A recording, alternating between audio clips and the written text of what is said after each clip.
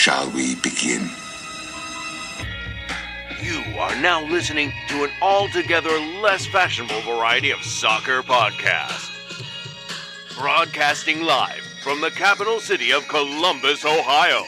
Welcome to ACES Radio.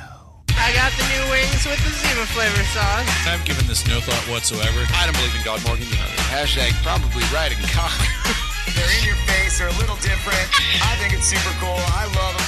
Jamie, ignorant slut. Hold on to your butts. Now, here are your hosts, Morgan Hughes, John Zidar, Greg Benson, and Darby Snarpus. Oh, yeah, baby. Ignorant sluts, shitlords, and celebrity fans alike. If you're hearing the sound of my voice, it's already too late. You're tuned in to the latest, the lamest, and possibly last episode of ACES Radio. It's a Buffalo Bills podcast only.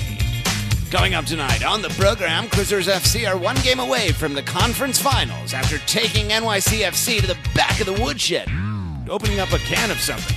Cracking the Code tonight makes its triumphant return as we try to decipher what Dave Greeley means when he uses words. Man balls, they are back and they are thrown about as liberally as ever. John Zidar remind you as ever, no matter how excited you get, keep the PFGs, the pantalones. Then on segment 2, the rarest of all rare treats, as two celebrity guests who are unlike any other, which we do not mean as a compliment, stop by the show. John Zidar is here. Morgan Hughes is here. They're both from Save the Crew. They're going to talk about things and stuff. And so tune in to something. Down segment 3, we had live on Periscope for your hot takes, a.k.a. the battle for the grand prize and sweet mother of God. A log jam at the top of the standings this week, fellas, as users A, B, C, D, E, F, and G return for the final time this year to battle each other and others for hot take supremacy. Prediction scores, prediction updates, Cruisers versus NYCFC, Hang On Tour, the AGS Attack War, and so much fucking more. Brought to you as always by benevolent corporate overlord sponsors, Blood and Urine, and broadcasting live from the beautiful front room here at Endeavor Brewing Company. My name is the continuing champion, Morgan Hughes, a.k.a. the #1 Handsy Boy. And I'm joined, as always, by AAA, the absentee amateur artist himself, Captain Jean-Luc the Wet Boy Zidar, and the Hollywood racist, Gregulator 614 himself, Greg Wesley Crusher Benson. Fellas, mapunches, lads from different dads, brothers from different mothers, and amigos de Guillermo. How in the hell have you been?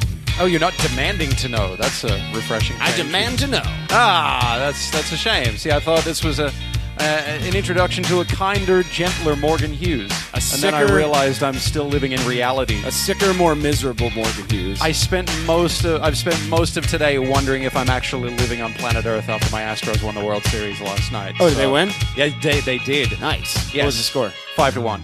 Nice. Yeah, pretty happy about What was that. the aggregate over 7 games? Yeah. I'll get back to you shortly. It did not go to extra time because of the away goals rule. No, yeah, just penalty batting practice, I guess, to decide a world champion. Greg Benson. John Zidar, the Wet Boy. How you doing, pal? Good, man. I'm tired. Yeah? I got a little bit of a scratchy throat going. I think I'm getting what you had. No. Yeah. Are you? Yeah, I don't know. What do you I mean woke scratchy up this morning, throat? Like, it's sore. It's pretty sore. Is that from upping lads, do you think, maybe? No. I wasn't upping them that hard. When I get sick, dude, like, I just have, like, allergy attacks. I'm like, Yes, I must that's be having what's an allergy happening. attack. And Didn't then, you hear that my nose, like how my voice is a little nasally? Oh, You Jesus. do sound a little H. John Benjamin right now. Yeah. The movement Oh, cannot... shit, you're right. Yeah. The Yeah, movement holy cannot crap. lose you. Like, I can go down for 3 days, and it's like, it's fine, just no one can talk to reporters Not for a according to second. Pam. Alex, are you going to be in this, or what? What's happening? He's just texting. Yeah. Darby is at a... He's organizing a dreadlock anonymous meeting. He's organizing Him a and Kyle pile Beckerman. of cords. Dreadlock funeral. Very poorly. Ladies and gentlemen, Alert. Alex Thomas has entered the game. Alex Thomas. Darby's at some kind of meeting right now. I don't know. Is it Clintonville There's a gas Area leak down the Commission street. or something like There's a gas leak. Something like that. Yeah. I don't know. Okay. Is Darby Schnarfus being relocated? He was going with some woman to like present something, and they were giving them all Save the Crew T-shirts too. So Oh, does it have to do with Save the Crew? Like, yeah, are they... I think so. Oh, okay. I think they're going to do like a mini version of what the city council already did or something. Oh, nice. Mini tailgate, mini city council. Mini council. Nice. Dynamite dropping now. That broadcast school has really paid off. Greg, you got anything else to talk about before we get in the meat and potatoes? No, not at. No, I think we're good. All right. Let's jump right in. Is that right? Yeah. John, you got anything? I'm good. That's awesome. Just watching this new old man try to figure out how microphones work. Why did you just pull a little like pocket change purse out of your thing, but it's got drill heads in it? Oh wait, do you have an Allen wrench? That's what we need. No. We need to tighten those down. No, he's got everything. Is that what you're trying to do? Sorry, Like, not He's were got you a looking variety of Phillips and flatheads drill bits, and then Yeah, you got nothing. Don't worry, we'll edit this out later in 3, 2, 1. Moving on. Clap.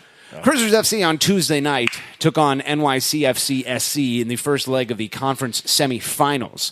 Greg, your lineup was Awful, Mensah, Williams, Jimenez across the back, Artur and Trapp in the middle, Sanch, Meram, Higuain attacking wings and mid, and Kamara up top. Your substitutions, Mane came on for Sanch in the 75th, Abu Bakar for Higuain in the 88th, Abu for Artur. In stoppage time, your goals. Ola Kamara opens up the scoring in the 6th minute, followed by Artur finally getting on the score sheet. That was great to see in the 58th. Meram puts us up 3-0 in the 69th. David Villa pulls one back in the 78th, and Harrison Awful. Like a dancing, beautiful ballerina. 26 goals, Morgan. 26 goals indeed. Going past 26 defenders, John, in the 3rd minute of stoppage time makes it a final of 4-1. Red card given to Callens. Is that how you say his name, I'm assuming? Yes. Yeah. Maybe it's double L, maybe it's Spanish. Callens. Nope. NYCFC in the 52nd. We'll talk about that in just a second. And Matarrita with a yellow in the 64th. That is Spanish for Matarrita. Greg Benson. Yes. Hollywood Races. Yes. You're at Hen Dogs Pub. I was. And he might be sitting in your chair. Yep. There were a lot of people sitting in my chair. 4-1 is a hell of a lot different than 3-1. Yeah. When you're talking about going into the second leg, I mean, it makes all the difference in the world. It changed the narrative completely, and what a way to do it. I mean, that goal by Harrison was just incredible. Like it was as important as it was beautiful. Right, exactly. And because it as I said, it switched the narrative completely because the commentators were talking about, now New York's got an away goal and that this could change the complexion. They win 2-0 at home. Now all of a sudden they move on despite what looked like an utterly dominant performance by Columbus. Yep. And then all of a sudden Harrison takes the game into his own hands or feet, as the case may be. My goodness. What? Oh my God. The other 3 goals were good, but that one is going to rise above just about any other goal that's scored in the postseason, not scored off a set piece by Giovinco. Yep, that's a wingback, folks. Yeah. He made 6 guys miss. Yeah, that's a 30-year-old wingback. In the penalty box. Yeah. He made 6 guys miss. Who dribbled around like you were playing an opponent on FIFA and it was world-class difficulty. Like that sort of... Like no human being does that in real life. Yeah, it kind of made me think of the Kai goal against Red Bull, where Mabwadi dribbled through the heart of the Red Bull defense, and they were just like, "It's late in the game, I'm not doing this." John Zara, you're a soccerman. Your thoughts on the game overall? I thought it was a fairly dominant performance from the crew. A little disappointing that they didn't get a couple more of their chances in the first half. I mean, it could have seriously been even more lopsided if Justin had a wide open one that he put over. As did Ola. I think there may have been another one or two. I don't really recall. But I mean, New York City definitely had some chances and some opportunities, but the finishing was there for Columbus and it wasn't there for New York. And I mean, it was an exciting night. On the field. A lot of misses. I mean, David Villa could have had a hat trick within the first 35 minutes of the game. That guy's a monster. Yeah. He's a fucking monster. Todd, if you want to go sit next to Alex and give thoughts as well, feel free. I mean, that microphone's just open tonight, pal. He's Alex sort of Thomas. sitting there kind of hanging like as your legal counsel, I'm going to warn you if you say anything that could be used against you in a court of law. Studio audience loved that one, Greg. You're on top of your game tonight, pal. I am. Alex Thomas, you've been to a lot of crew games in your life. Did that look like 14,000 people to you? No, sir. No. I contend, if in fact that was 14,000, and let's just say that that was the first time in club and league history that attendance has been accurately reported. To the man.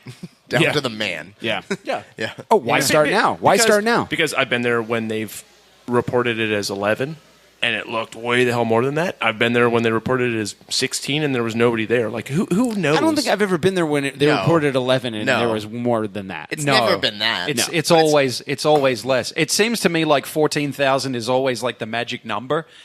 They're going to report that regardless of who was there. Right. Whether anybody was there at all, like if there's 9,000 people, they'll lower say than 14,000. Right. That's what I was. It driving. It didn't look at, like yeah. 14,000 to me, and if it was 14,000, why wait till right now to start accurately predicting? Right. This is again one of The these lower missteps. bowl was like completely full. Right. And then there was a couple thousand people standing on the concourses. It's one of watching the those games. missteps and that- there were people in the upper deck that too. we're seeing in this process where I'm just like, you're so bad at this. Right, yeah. Why are you doing this? Yeah. You're so fucking bad at this. Right. I mean, like, if you don't want everyone going, Jesus Christ, the fix is in. If you wanted to play this fucking attendance game, you should have been accurately reporting the numbers the whole last year or whatever. Right? Yeah. Right? You know? So let me ask you this. Wednesday night, midseason game, 14,000 are there, and they sit on their hands the whole game. Or you have the 14,000 that showed up that did not sit at all for 90-plus minutes. Yeah. I'll say this. That place was insane. Because it wasn't 14,000. It was more than that. Everyone knows that. Sure. It was nice that we were on ESPN, so they actually mic'd our section correctly. And to those crew fans who basically watch on TV and aren't at the games a lot, that was grade A Nordak. But we are not as quiet as you hear on the television. They just don't mic us ever. Yeah. For like our local broadcast games, what have you. On mytvcolumbus.com? You could hear the Nordeca the entire time, and that is what we're like normally. So it was nice to have us accurately represented from the lad-upping perspective. Todd Fichtenberg, celebrity lobster lawyer himself. Do you have anything to add? You came to sit over here just to get closer to Alex. He just wants to touch on this. Lovely. Yeah, he's my legal counsel now, sir. Lovely. So there were a lot of defensive mistakes, but I wanted to touch on the fact that like a lot of them seemed to happen because people were slipping and sliding and falling down all over the fucking place. Yeah. What was That's that? what I was going to say. Mensa had a great game, with the exception of that one incident where it looked like the grass gave out under his foot because he just straight up slipped. But it looked like that a lot. I don't recall. I believe you, but I don't recall any other There were a specific lot of instances. slips. Okay. But I mean, like, what you is were that? watching on TV, so it's easier to keep track of that kind of stuff. But it's not like they. I mean, it's not like they stopped playing like the 65th and the 35th and wetted it down again. Right. It just seems so much more slippery. Well, it was a cold night. I mean, that's true, but it's not like it's always 98 degrees in Columbus. No, but I mean, we haven't. When was the last time we saw a game with temps that low? Would have been back in like probably March. Yeah. So it's been a while. That's true. Best game I've seen out of Sanch so far. Can we all agree on that? I thought he was pretty underwhelming. I thought he was great. I thought he's been. You're not going to hear any praise for him. I wasn't blown away by his performance. Yeah. Agree to disagree. Yeah, I mean, he caused that turnover that led to the first goal. That was all him. Are you sure? Yep, 100%. Okay. I know because I was watching it on television. Yeah, I left the game for the first time in my life. Yeah, I mean, I didn't think he had a bad game, but I didn't think it was remarkable. I'm ready for him to start doing more stuff. If you could say like there were two people that you kind of wanted to see more out of, it would be Sanch and Artur. Like they do a lot of stuff away from the ball, but you just want to see them maybe get on the score sheet. And it was good to see Artur with a goal, even though he held on to that ball probably 35 seconds longer than we would have liked.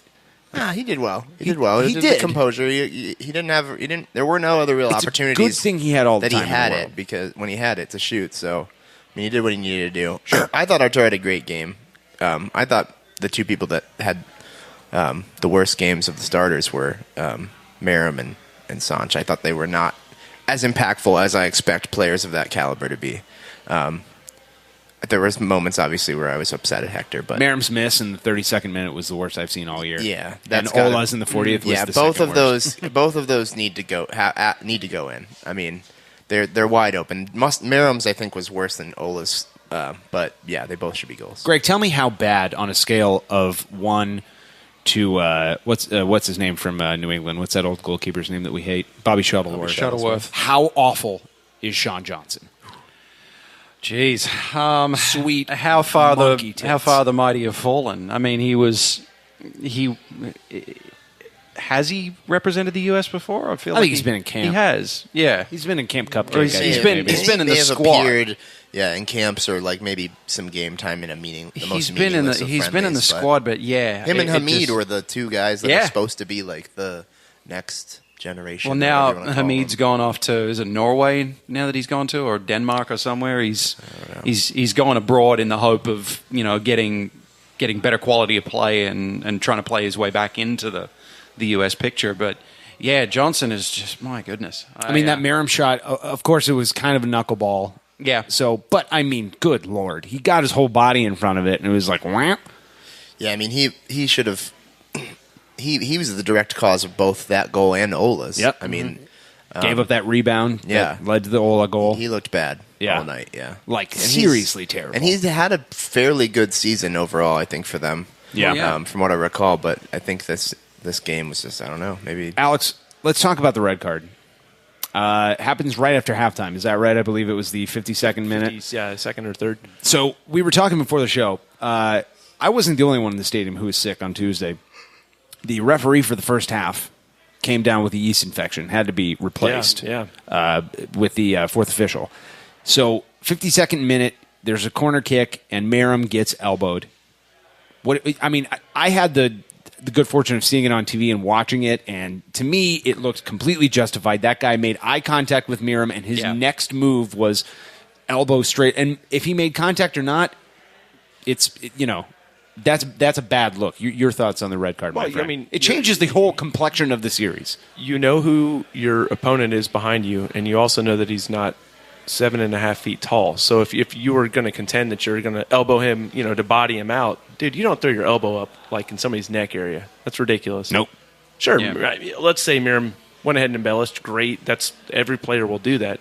It's even worse against a guy that embellishes. It deserved a red for sure. I mean, it doesn't matter. You never know what's going to happen when you throw your elbow up there. You could break the guy's nose. I mean, that's just trashy. And the worst part about it is that it's a clear brain explosion because every single MLS player has to know that VAR is a thing. Yeah. They have to know that there's going to be situations like that where if the optics look bad enough, as they did in this instance, you're going to come under scrutiny, and if it even looks remotely like you're guilty, you're gone. And not only have you done yourself a disservice, but with your team trailing in the hole that they were in at the time, trying to think ahead to the next leg, you've basically thrown your entire team under the bus. 1-0 was completely redeemable scoreline at that point. It's the mental fortitude that I've seen the crew flame out a lot of times in the playoffs because they were young or flustered or whatever and didn't have it mentally. And this is a time where somebody lost the mental focus and allowed emotions or whatever to get the better of themselves at the detriment of the team.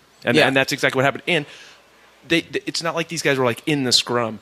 They were out on an island. It was two dudes in plain view. They were making a run. Yeah. Come on. When players talk about other players and they go, "Oh, that guy's a pro. Oh, he's a pro. That guy's a pro." That it's the little things they talk about when they say that. It's what they mean. This is one of those things where, like, hey, a real pro knows the situation, knows, hey, maybe this guy's busting me up a little bit, but I can't bring my elbow up. Right. That's the last fucking thing I can do. The most classic example I can remember. A pro doesn't do that. In somewhat recent memory was I think it was Zinedine Zidane when the guy was pinching him in the 2006 World Cup and he turned around. The World Cup final in Materazzi. And he headbutted just him. a headbutt straight to the chest. He just lost his shit. Yeah. You have to be mentally strong. These guys are going to screw with you all game. Yep. So no matter what, keep your cool, man. I haven't headbutted anybody in like weeks, and that's why people are saying I'm one of the top pros in the game. I thought Pam's eyes looked like they weren't black anymore. Well, I mean, I haven't headbutted anyone that didn't deserve it, John. Oh, okay. That's what I'm saying. Last thoughts on the game. I'll say again, we cannot make those kind of defensive mistakes that we did on Tuesday in the second leg, let alone against somebody like Toronto. Should they, make it past New York? Should we make it past New York as well? Yeah, a lot of lazy passes. I saw Higuaín make a couple. I saw Artur make one that almost led to a goal. We cannot be doing that shit in the midfield. I mean, if you think NYCFC is going to punish you, wait until Toronto. Wait until that's Michael Bradley getting the ball and feeding it to Josie and feeding it to Giovinco. Yeah. That can't happen. Yeah, City looked completely overwhelmed from what I saw of the game. I mean, I watched most of it, but it was it looked like the occasion and specifically the fans, as loud as they were and as raucous as they were, really gave Columbus a huge home field advantage, and that's going to be completely negated this weekend when you go back to whichever baseball stadium they're playing at. I'm not sure which one. They might be in Connecticut for all I know. But yeah, New York's going to have that similar sort of advantage going back, and who knows if this tie couldn't be leveled in much the same way if Columbus doesn't execute. I feel good about us getting one goal. At least one goal. At the very least. They just need to get one goal and it's basically over, because at that point, I think if we get one goal, they have to basically get like 6. They got to get 4. Well, they got to get 4 to send it to extra time. We get 2, they got to get 6. Yeah. Okay. Yep. Yeah. And the last thing I'll say is that was a back pass absolutely handled by the keeper. That it totally was. To their first Totally yes, was. 100%. Yeah. Okay. Todd Fickenberg can shake his head no all he wants. It doesn't change the fact. They didn't include that in the highlights, so I didn't get to watch it again later. But lovely. He was outside the box. Oh yeah. Right. Yeah. It was a clear backwards pass, and the goalie just picked it up. Since I was invited to speak Go ahead, earlier, Todd. I'll just say one of my biggest pet peeves in soccer, and this team does, is if it's offside, they all stand there dumbly with their hands in the air. That was a moment where they switched off. Even if it was a back pass, wait for the whistle and play, and they really switched off and kind of watched via run to the front and score. But in my opinion, it was a clearance. It was a bad clearance, and back pass has to be deliberate. And I don't think that was a deliberate pass to the goalkeeper. Now I don't know what we're talking about. That's my honest opinion on that one. It was a deliberate back pass because he played it directly to the keeper, right to the space where you would need to put. You really have to argue. You really have to have some good evidence here, counselor, to convince us. Well, since this is a podcast and there's no video, but from where I was sitting, it looked like he has video. I'm looking. You know at how it, when Ola shoots, when he does his hat trick where he has the one bad shot, what it looked like was he's trying to clear it out, and it just kind of hit it, and it kind of curved towards the goalkeeper. That's what it looked like from where I was sitting. I tried to watch the replay at home, but that's my opinion. Either way, you wait for the whistle, and you don't switch off and let them score right away. Yeah, play the whistle for sure. Yeah. All right. Thank you, Todd. You're wrong. You're welcome. Yeah. You're absolutely wrong, and you know it, and we win the argument. John, what if I told you there was a cure for the scourge that is lobster layers giving clearly false information to dozens of Buffalo Bills fans? I'd love to know what that cure is. Is it color impressions? It's color impressions, Greg. It sure is. It's not cracking the code. Not yet. No. We're going to go around the table, which is Latin for podcast hosts, and get our color impressions out of the way. Greg Benson, the Hollywood racist. Table's Latin for podcast hosts now. Yeah, a lot of things are. Okay. Yeah, lads, blood, urine. Back to you, your color impression. Yeah, I'm going with blue and orange because go Astros. Excuse me, it's pronounced blorange. Yeah. No, it's not. Not in Houston, it's not. I've been listening to Streets lately, John. I believe it's blorange. Streets? Yeah. Alex Thomas. I'm going to go with off gray. Yeah? See-through off gray. Off gray. Yeah. Black? Nah, see-through off gray. Clear? The fucking haze that was coming off of the Nordex Through going over off the field. gray. Oh, your color impression is smack. Smack. Your color impression is lads. I do love smoke. Smack. Well, Yeah. Hashtag It smack. reminded me so much of my living room. It was fucking awesome. Oh, yeah, buddy. If I was in Jamaican, why would I wear this hat, man? Exactly. John Zadar, your color impression match, my friend. I'm going to go with, Morgan, yellow. Oh, yeah? Yellow like what, John? Yellow like the Columbus Crew, Alex. Lovely. Love it. Great to have you back. here. Now, you son of a bitch. John, I've been giving this a lot of thought. My color impression of the match is the color. Yellow Beach, Columbus Crew. That's right, John. Yellow. Yellow like what, Morgan? Yellow like, fuck you. I hate this. I hate this show. Alex, what if I've told you there was a cure for the scourge that is knowledge? You know, what would that be? That's right, Alex. They say the only cure for the scourge is knowledge. And now, Yeah, it's knowledge. an ACES radio exclusive, knowledge can only be defeated with more knowledge. cracking the code. They say I've it, heard the same thing about crabs. we explain it. Who we are is for the city. You reap the benefits. What? They speak English and what? What? English, motherfucker! Do you speak it? Yeah! And it's all for Columbus. For Columbus, indeed. Welcome back, ladies and gentlemen, another episode of Cracking the Code, which was going to be called Greg's-planations, but John Zadar does not respond to text messages in time for Should have those. slacked me. Yeah, I'll at everyone, at channel. What's the difference between at channel and at everyone? At channel is just the people in the channel. At everyone is everyone on the Slack. Oh shit! What if it's in a private channel? What if we're in You leadership? Can't. You can't. It won't let I'm you. gonna try tomorrow. I don't give a shit. You're what you welcome say. to. It will I'm not. doing it. I'm doing it. Everyone's gonna know about our secret channel and save the crew. Okay. No one will know because it doesn't work. But okay. I'm doing it. Guess what? You're never on there anyways. Now you lose. John, so says to Dave Greeley, I'm in Austin yesterday, right? Oh, yeah. I had to go down there. You go there a lot. I do. Yeah. I do, yeah. And I says to Dave Greeley, Dave, really interested in the evening with Dave Greeley that's about to happen tonight, right? Can you give me some of the finer talking points that you'll be upping with the lads? And he says, Morgan, first of all, absolutely. I love you. You smell great. You're great with kids.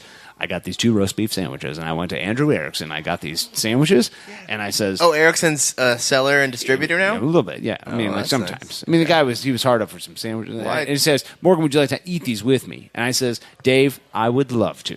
First of all, you're a piece of shit. Your wife graduated from Michigan, and you're a Michigan fan.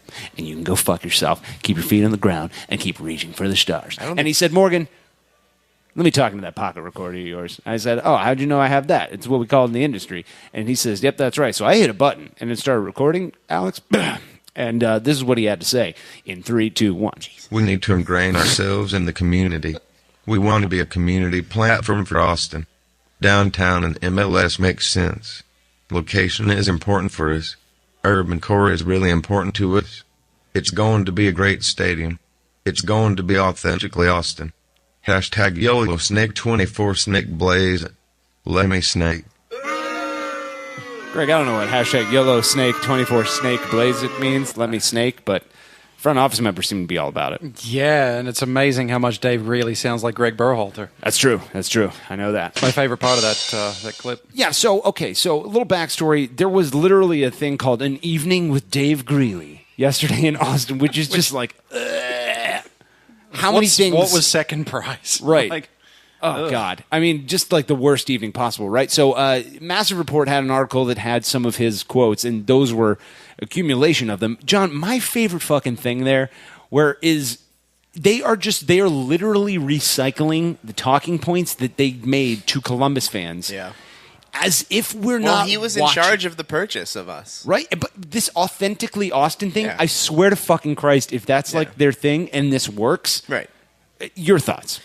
Well, I mean, I think it was Goldan posted some other quotes from when they made those kind of fucking pitches to us. When Tony Ace was on Massive Report. Yeah, it was shit like, we're not doing the For Columbus jerseys as a money grab type thing. This is purely for the city, like blah, blah, blah, blah, blah. All the same kind of bullshit that they're feeding Austin right now. And it's just, it just makes them look like, idiots. And it makes it look like they think we're idiots. Yeah. And, we're not both idiots. So yeah, you want to talk about an inch deep and a mile wide? Right. Sweet Jesus. Yeah. I mean, honestly, like one of the pillars, like it's one of the quote-unquote pillars of the organization of Crew SC. It's like authentically Columbus. And then this motherfucker in public talks about being authentically Austin. Right. Like, dude, you're so bad at this. Why are you so bad at this? Greg Benson, your thoughts? Yeah, well, having been to Austin, having got a lot of friends in Austin, pardon me, I get my cities confused. I must be pre-court. I mean, they're very similar. I don't. They are. They really are in so many ways. Beyond the superficial, beyond the obvious similarities, state capitals, college towns, all that kind of stuff. Austinites do like soccer a lot, at least by and large, the ones that I know. Trying to make them excited about something that Precourt is clearly far more excited about than I used the analogy a couple of weeks ago that he looks like a guy who's leaving his wife of 20 years for a girl who just wants to be friends, and it's because Austin doesn't seem to be that receptive to him. He's already met with opposition from several groups as far as the locations that he wants to use. No, you're not touching this particular park. No, you're not. The entire ethos of Austin is the phrase "Keep Austin Weird." It's something that they throw around a lot, and it's something that's often misinterpreted as we want to do some real goofy shit all the time, but it's more keep it organic, keep it local, keep the very ethos of Keep Austin Weird is to keep people like Anthony Precourt out. Yeah. to don't let someone monetize this. Right. Don't let someone take what we've made as an identity in this town and turn it into something, particularly some carpetbagger from San Francisco, someone who's not from the city. I don't care how much money his dad made in that state. I don't care how many businesses he incorporates in that state. I've had my eye on Austin for 30 years. Yeah. I'm 38. Yeah, of course. Yeah, MLS is only 22, yeah, 23. Right. No, it's absolutely ridiculous the way that he said, it's you, baby. I've always wanted you, and he's kind of getting friend zoned by the city. I was thinking of you the whole time. Every time I said Columbus till I die. Right. No, it's a joke, and Austinites, as far as I can tell, see right through it. I feel like I'm watching Alanis Morissette write "You Ought to Know." Like, you know what I mean? Like, it's happening. It's like Dave Coulier. I'm watching him fuck his wife or something. You know, and it's like every time you speak your name, did you know how you said I was Columbus until I died? Well, crew's still alive. Like, oh my God, you're doing it on television. Jesus Christ, we're watching this. Morgan, you just earned a blood point, by the way. Thank you. I appreciate it. The hot takes. That's better than most of the hot takes. Maybe we just skip the hot takes and give all our blood points to Morgan. Thank you very much. I appreciate that. But it's like they can't come up with another word. They do the same thing with ambition. Well, they clearly have get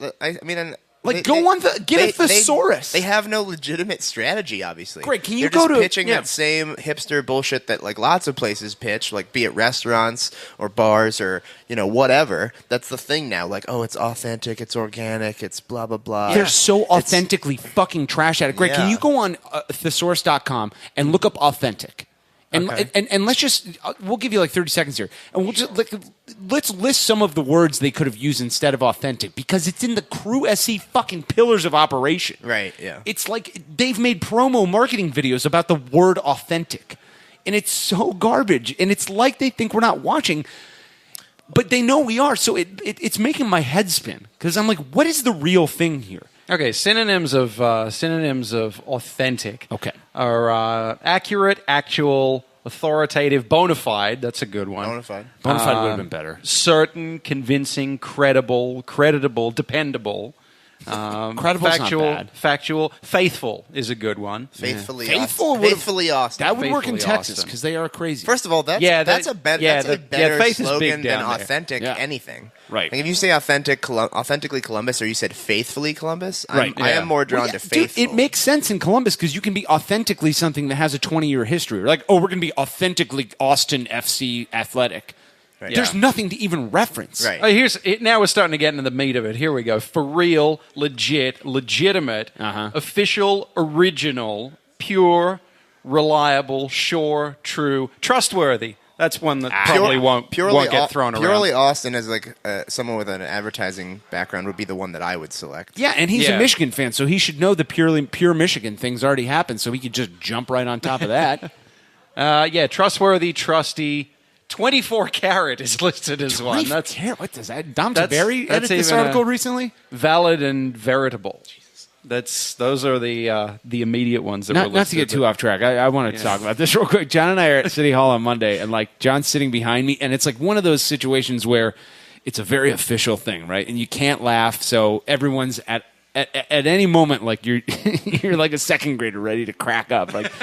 So Dom Tiberi, of course, picks that moment to start direct messaging me on Twitter, and it's like a caveman. Yeah. It's like Encino Man trying to like communicate with Dave. Pictures of it, and I was like, "This can't be real." And John starts cracking up, so I'm losing my shit. And he's like, "Morgan, what am advertising Facebook? Me no Facebook." And I was like, "What?"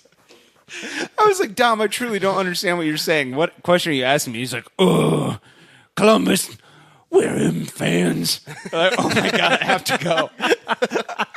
There are as many ellipses in his fucking messages as there were letters and words. Oh my goodness. There's so many dots. Yeah. Just give him a handful of quarters for Radmobile and he'll be on his way. He's like, I'm not sure where dots go, so I'll just make a lot of dots. You just need one. That's the end of this. Anyway. It's like he puts them in every time he pauses for thought. Yeah. Alex Thomas, you saw the Dave Greeley shit. Your thoughts on it? I don't really know where to begin, man.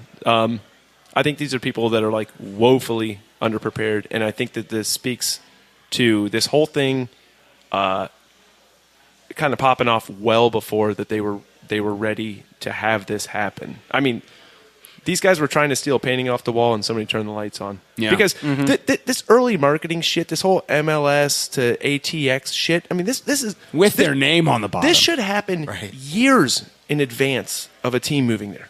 Yeah. Like years. Like this should be... Yeah, not one. Right, like this is shit they should have done before they've decided to move there. Like they don't even know if it's going to be a success. Right, They're like, we're going. Like what are you doing? You announce it and then you start. It's like you buy a house testing? and then you do a walkthrough. Like it's mystifying. Let's check to see if there's a basement. It's mystifying. This car come with tires. I didn't test drive it, so I don't know. Were I Anthony it's like staying a virgin till your wedding night. Were I Anthony Precourt, I'd be looking at Dave Greeley like this fucking dude's. That's what's in the back of my head. Like, there's some shit going on here that I don't even know if Anthony Precourt's aware of because none of this makes sense. And none of this from somebody who has tens of millions of dollars makes any sense trying to run a business. So I've said this to you guys off the air. Like, the way that they are not responding to any of this stuff, like the San Antonio thing comes out, you hear fucking nothing from them. Like we have a rally, you hear nothing from them. All of this stuff that's happening, you never hear shit from them. So it leads everybody to just like fester in their conspiracy theories. Sure. And why not? And they never address it. And it makes to their me think, detriment because everything's going to be looked through the lens that they have been dishonest from the jump. Right. And they have not gotten out in front of that. 3 weeks. They haven't said shit. And meanwhile, STC is... Except when they do say it, it said, Precourt tweets 2 Thursdays ago. Well, yeah, he makes it worse. You guys instead of me. No, fuck everyone. So it makes me think that like, okay, Greeley had a lot to do with this. And Precourt sitting there going like, what the fuck is going on? Nothing in the Excel spreadsheet, nothing in the PowerPoint presentation said anything about shitting pants in public for 5 weeks. I'm assuming Dave collects a nice check from Anthony. I would assume so. He's the fucking president. For what? That. For what? I mean, where's the money going? That. It's going into a whole closet full of brown pants, Alex. Yeah, something. Is the dude buying like exotic stamps or coins or throwing it offshore? Because what Anthony Precourt's received from this man thus far is jack shit. Yeah. Except a grease fire. Here's what I haven't heard, and I include before this all happened. I haven't heard from Anthony Precourt. First of all, he never came to us and he never said, guys, we're in a tough spot. I'm not really getting the buy-in from the local business sector that we kind of need to make this happen, so let's have a conversation about it. Never heard that. Right, and it doesn't have to be public. It could be closed door over at the stadium. Yeah, it could be anything you want, right? It could be anything. Right. It could be a fucking note at study hall. It could be anything. Yeah. We never got that. I haven't heard him make any sort of official announcement or address any of this stuff since it happened. So we're sitting here with no fucking information, and he's playing both sides. And you know what? I have reason to believe that he's not completely at fault here when it comes to the Columbus Stadium situation. And he needs to address that. He needs to address something. And it's never a bad thing to go, you guys, you know what? I fucked up. My bad. I'm a human. I'm capable of doing it. I'm probably going to fuck up again. And maybe it's not going to be this bad, but like, I'm sorry. And can we make this work? ACES, if you're listening to this, it's not the end of the world if you just come and go, guys, I fucked up and I'm sorry. Let's try to make this work. I'm not saying like everything's going to be all forgiven overnight, and I'm not saying that I can even tell you what will happen, but I can tell you that openness and honesty and a conversation is how you start. And you know what? If you're not the complete bad guy in this situation, because I don't think that you are, you're handling it in a way that makes it look like you are. Right. If Greeley is the problem, throw that motherfucker under the goddamn bus. If Greeley's the problem, you're paying him, not vice drag versa. his ass outside and drive the bus yourself. That's where I am on If Greeley's a problem, if maybe somebody within the city is a problem, if you couldn't get land that you were trying to get, or if they didn't show up for something, you need to be open, you need to be honest, because this is a public thing, and every minute that you don't address it, it becomes more and more of a PR nightmare, which makes it less and less likely that you are going to get anything that resembles what you want out of this. Anthony Precourt has always struck me, and even before the Austin thing ever came to light, has always struck me as a guy who's never been told that he can't do what he wants to do. And the problem with that is that he's not... I've used this, again, another analogy that I've used before and I'll use again. there's nothing worse in business than a pimp who thinks he's a mogul.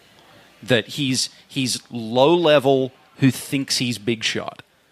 At least among investor operators in MLS. There's absolutely no way if you were to rank the net worth of each of the owners of the 20 however many there are MLS teams, there's no way that Precourt makes top 10.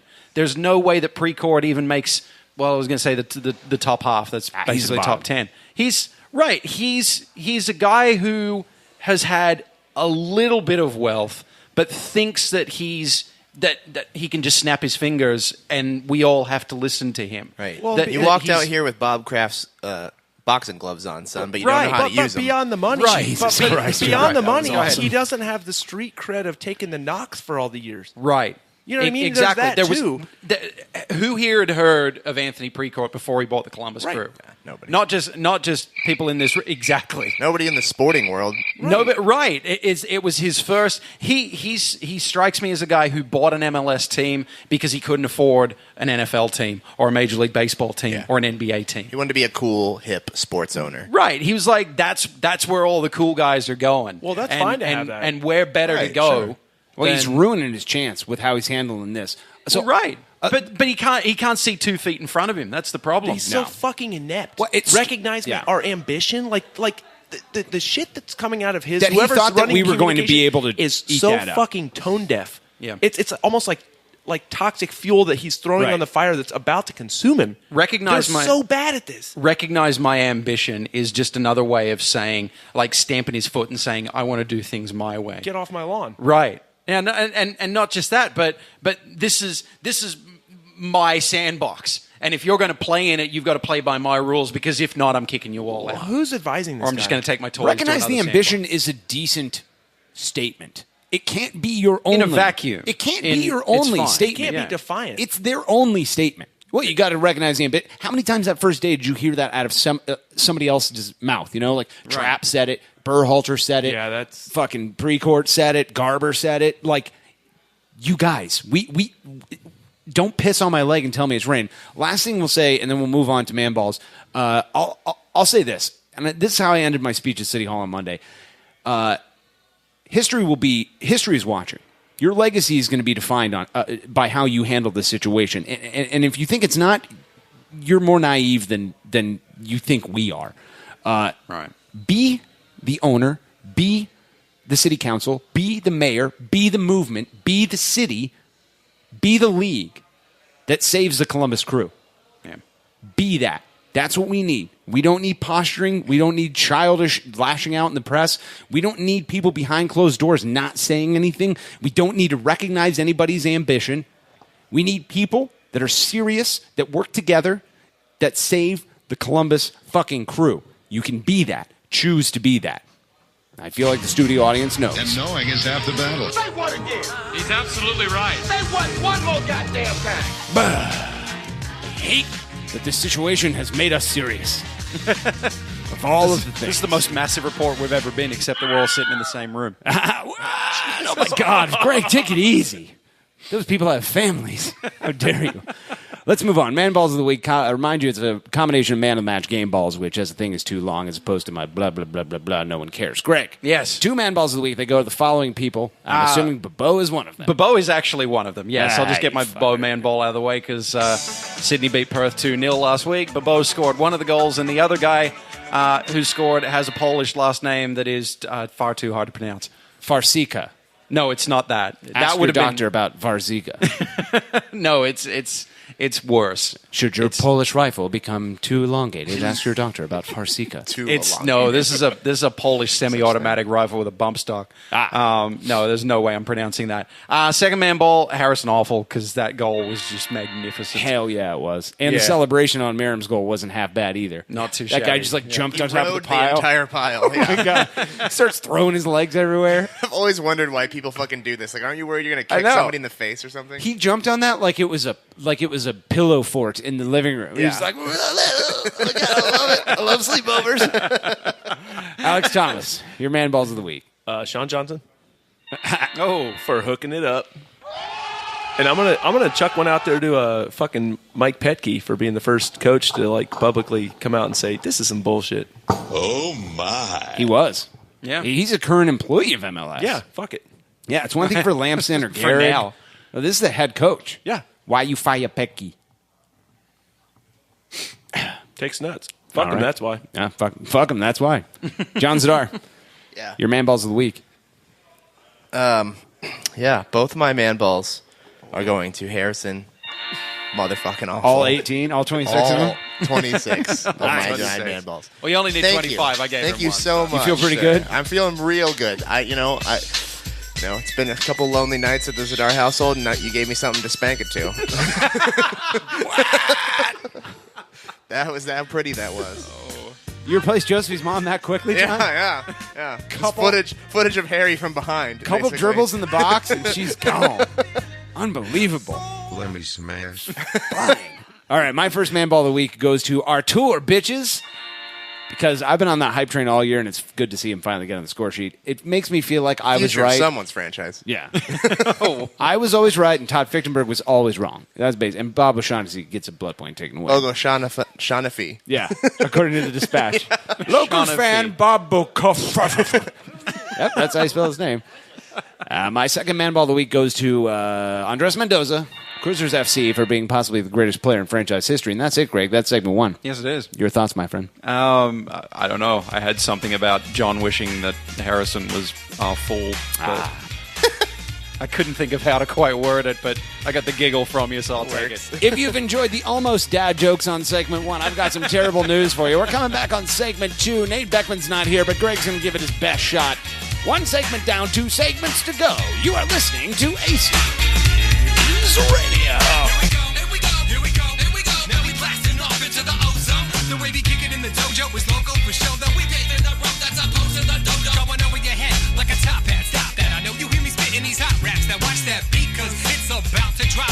The rockets is the 09 jump off. Yeah, your last name Pan, first name Peter. I know you see me playing and you want me to teach you, but I stay elevated so that all God's creatures can hear me shout it out like my name is Aretha. Getting RESPECT. Fly by, see the looks on your faces. Cause I'm in full EFFECT. Jet setting on a daily basis. David F, man, you don't stop. David, you don't stop.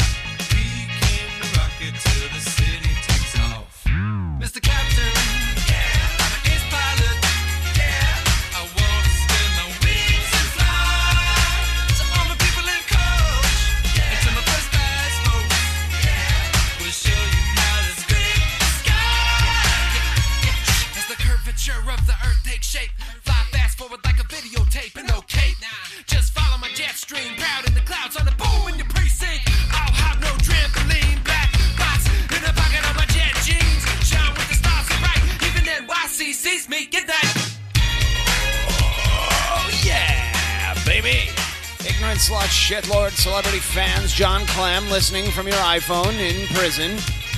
You've made a huge mistake. Welcome back. It's episode 69. Nice. ACES Radio. Nice. I can't believe it took until segment 2 to make the first episode 69 joke. I had no idea what episode it was, so... This head cold is really fucking doing the thing on me, man. Woo! Brought to you as always by Blood and Urine. Welcome back. We're at Endeavor Brewing Company here in the beautiful front room. Thanks to Todd Fichtenberg for stopping by, and to Alex Thomas, who has mysteriously disappeared as per the rules of his contract. Smoke break. That's right. Welcome back, ladies and gentlemen. So, on segment 2, in lieu of a celebrity guest this week, we are just going to kind of like talk about Save the Crew. I've said behind the scenes to not just like people who have been interviewing, us about Save the Crew, but, just to friends here and there. I feel like everything that we've been through as a fan base, and specifically me personally, just because, I'm the person that lives my life and, that's how everyone sees the world, that everything we've ever done as a fan base has led us to this moment in time and has led us to being good at this movement. And you can even say that ACES Radio, for all of its shortcomings, of which there are many. Several. Yeah. Laundry list, even. Like, you have time to list them?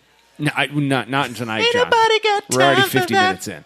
But like, for instance, when we were talking about doing those banners, like we have over 1,000 requests for banners. And I'm like, no, my God, there's no fucking way. But then I remember we made over 400 in one night for the 20th anniversary celebration. I'm like, we can do that. But even ACES Radio, like if we didn't do this podcast, like myself, John, and Darby wouldn't be as close of friends. And like, if you think about what's going on behind the scenes, like, I'm the media whore here. Like, that's my role. Like, anytime somebody needs to talk to save the crew, I have to talk to them. John has done the organizational work here, and it's been breathtaking and crazy pants. Like, how good you are at this is something that I just didn't know. Like, I had no fucking clue. And I've told you, not on the show, like, I don't know how to say it, but, like, I'm super proud of you. As, like, a brother and a friend, Yeah. like, you're better at this than I've seen anybody be good at this. And I've seen a lot of people try to organize stuff.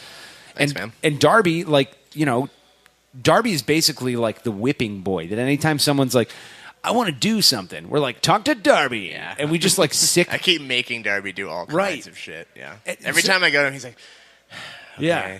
And so, like, you can even look at ACES Radio and go, hey, man, like, this podcast sucks, but if we didn't do it, we wouldn't be as close of friends, and this organization wouldn't be as good. So I just kind of wanted to talk about Save the Crew and kind of what's going on behind the scenes. And I thought Darby was going to be here tonight, and I thought he would have a chance to, like, describe what he does. The thing he's at was supposed to go from, like, 7 to 9. And he was hoping to get done during the early part, but I also know we were kind of hoping to get done earlier at City Council. It's too. 8:05 So in real time right now. If we're still doing segment 2 at 9 o'clock, shoot me in the fucking face.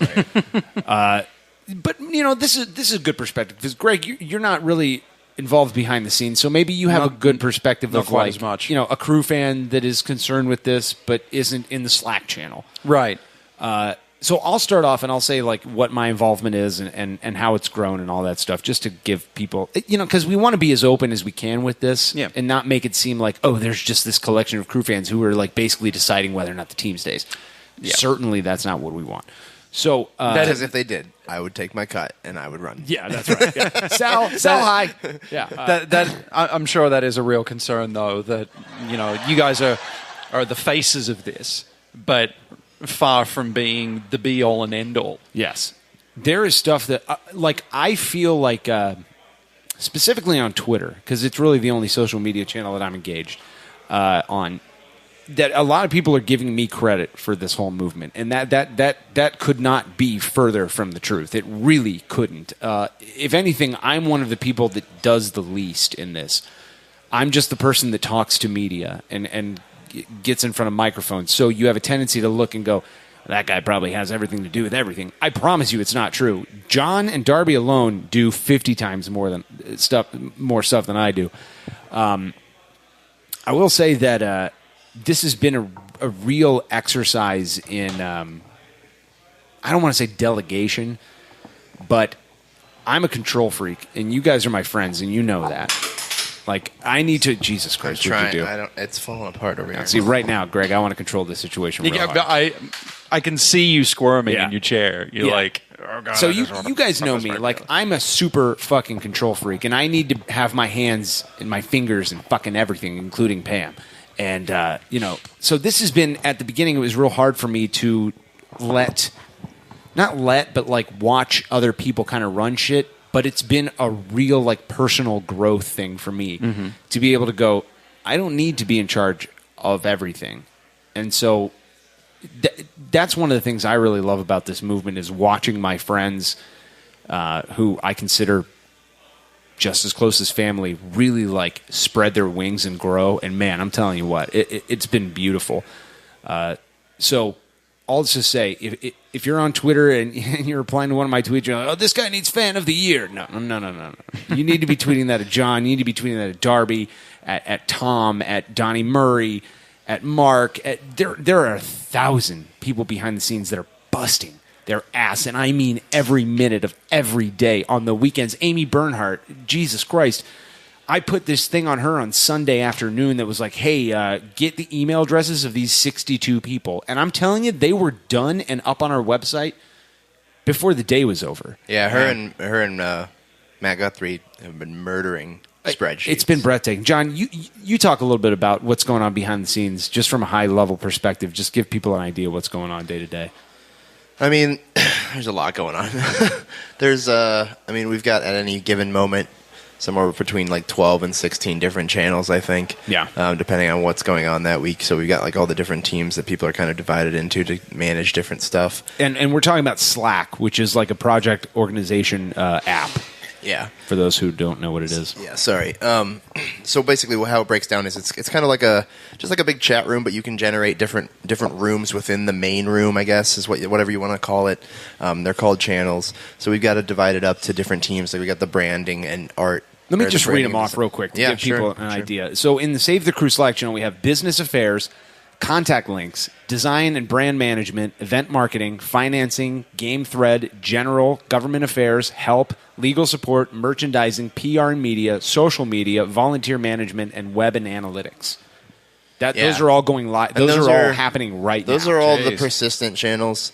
There have been a couple other channels that come and go. Like we had a channel for the tailgate. Yeah. Which channel for TIFO. We create channel for TIFO. I create and I retire those channels as needed. I'm only in like 3 of those channels. You're in all of them? Yeah, I'm in all of them. And you manage all of them. Yeah.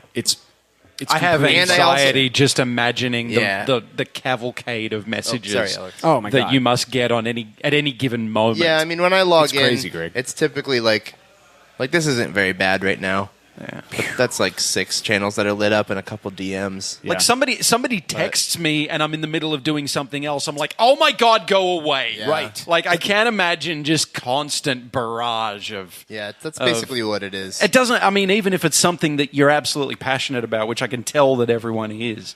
Jeez, mate. That almost makes it worse. Yeah. Because you want to drop everything that you're doing, and at the same time, you've got a life, you've got a job, you've got a family, you've got all of these other kind of stuff going on. You can kind of emotionally disconnect from it, where you're like, well, if we don't get this client, I don't really give a fuck. Right. But like with this, suck, it's like, but hey, if we lose this team, it's my entire life. Right. So, yeah. I mean, it's watching you manage it has been one of the most mind-numbingly insane things I've ever seen. Yeah, I mean, I don't feel like I ever have a handle on it, but I just am basically jumping around, putting fires out wherever they pop up as fast as I can, and I'm trying to get things more delegated and more structured so that I don't have to necessarily be running with my head cut off at all times. But that's business. That's exactly what a business is. I mean, that's why you are managing a business. When you start a business venture, right? When let's say you're bootstrapping something, there's a proactive thing that happens for like the first however many months, right? Where you're just like, reactive thing where you're like, okay, I got to get this, and then the first customer is overwhelming me, so I have to like build this kind of thing out. How do I fulfill orders? How do I ship? And you're just being very reactive, and eventually you want to become a business or an organization that's proactive, so you can start designing around things that you want to get to. Yeah. And we've become that as an organization, Save the Crew, in like 2 weeks. I mean, it's fucking crazy. A lot of people have said it, and I've said it too. Like, if this ends tomorrow, I think we should start our own firm. That's what I said. I was like, everybody right where they are. Done. We'll just everybody quit their jobs and we'll just do this professionally because we've got it all down, dude. And we're working as a great team. I mean, there's been no spats, and everything's kind of decided democratically, anyways, and we're kind of all on the same page. And obviously, the benefit of that is because obviously we all love the crew and Save it. Sure. And it would possibly be different under different circumstances, but I mean, this is a bonding experience that you can only kind of fucking make up. You typically don't get this kind of a thing in real life, you know? So it's been really, really crazy to watch everybody. Like somebody direct messaged me on Twitter and said, I speak French. Do you need the website translated? And not only was I able to go like, that's not my avenue, I don't handle that, and kind of delegate it to like the proper channel, and that is Darby. But it kind of reminded me like that is why this has been successful on the small level that it's been successful, because we don't really know how this is going to work out until it's over. But I've watched 62 people who are good at different things jump into this and just pick what they're good at and go. And I mean, like, in soccer supporter stuff, that is so goddamn rare. Yeah. To see, like, 62 people who are all good at individual things having their things and humming along, man. Right. It's been really cool. Yeah. That's what I've been pushing on them lately, is just like, you know, this is a live or die situation, basically, for the crew and for, you know, us and what we, you know, use to define ourselves as fans. So we need to react accordingly, and you know, in that instance is being, you know, like you said, proactive, but also like just like not being afraid to take initiative and just do something. Like, I appreciate that people like are always trying to get my opinion on things, but a lot of the times in there, I'm just like, I trust you. Yeah, do it. I don't have time to like go over it. If you think it's a good idea and you don't think it's going to like damage the movement or what we're trying to accomplish here, go for it. Like, what's the worst that's going to happen? Yeah, like, so, yeah, people that are like, that's what we've got. Like, we don't have anybody really in there that's, you know, afraid of stepping on toes, because you can't be.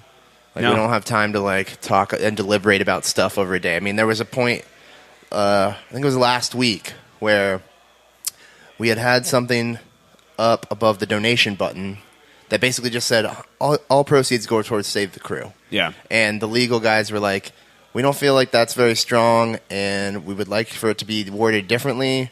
And I was like, okay, write it. Yeah. And they wrote it, and 5 minutes later they had it, and they told me, and I copied and pasted it and sent it to the web guys, and 5 minutes later the web guys got it and had it changed on the website, and so in a total like 20 minutes. Yeah. Whereas like in a normal company or, you know, an agency or something like that, that would take days. Yeah. And we did it like that. So we're sized and we're positioned to be nimble, and it's fucking breathtaking, man. I can't wait until this is all over and the crew has been saved, and who knows how much of a part of it we will have played, but I really can't wait for like I know I've said 100 times, like I'm living like a Cirque book right now.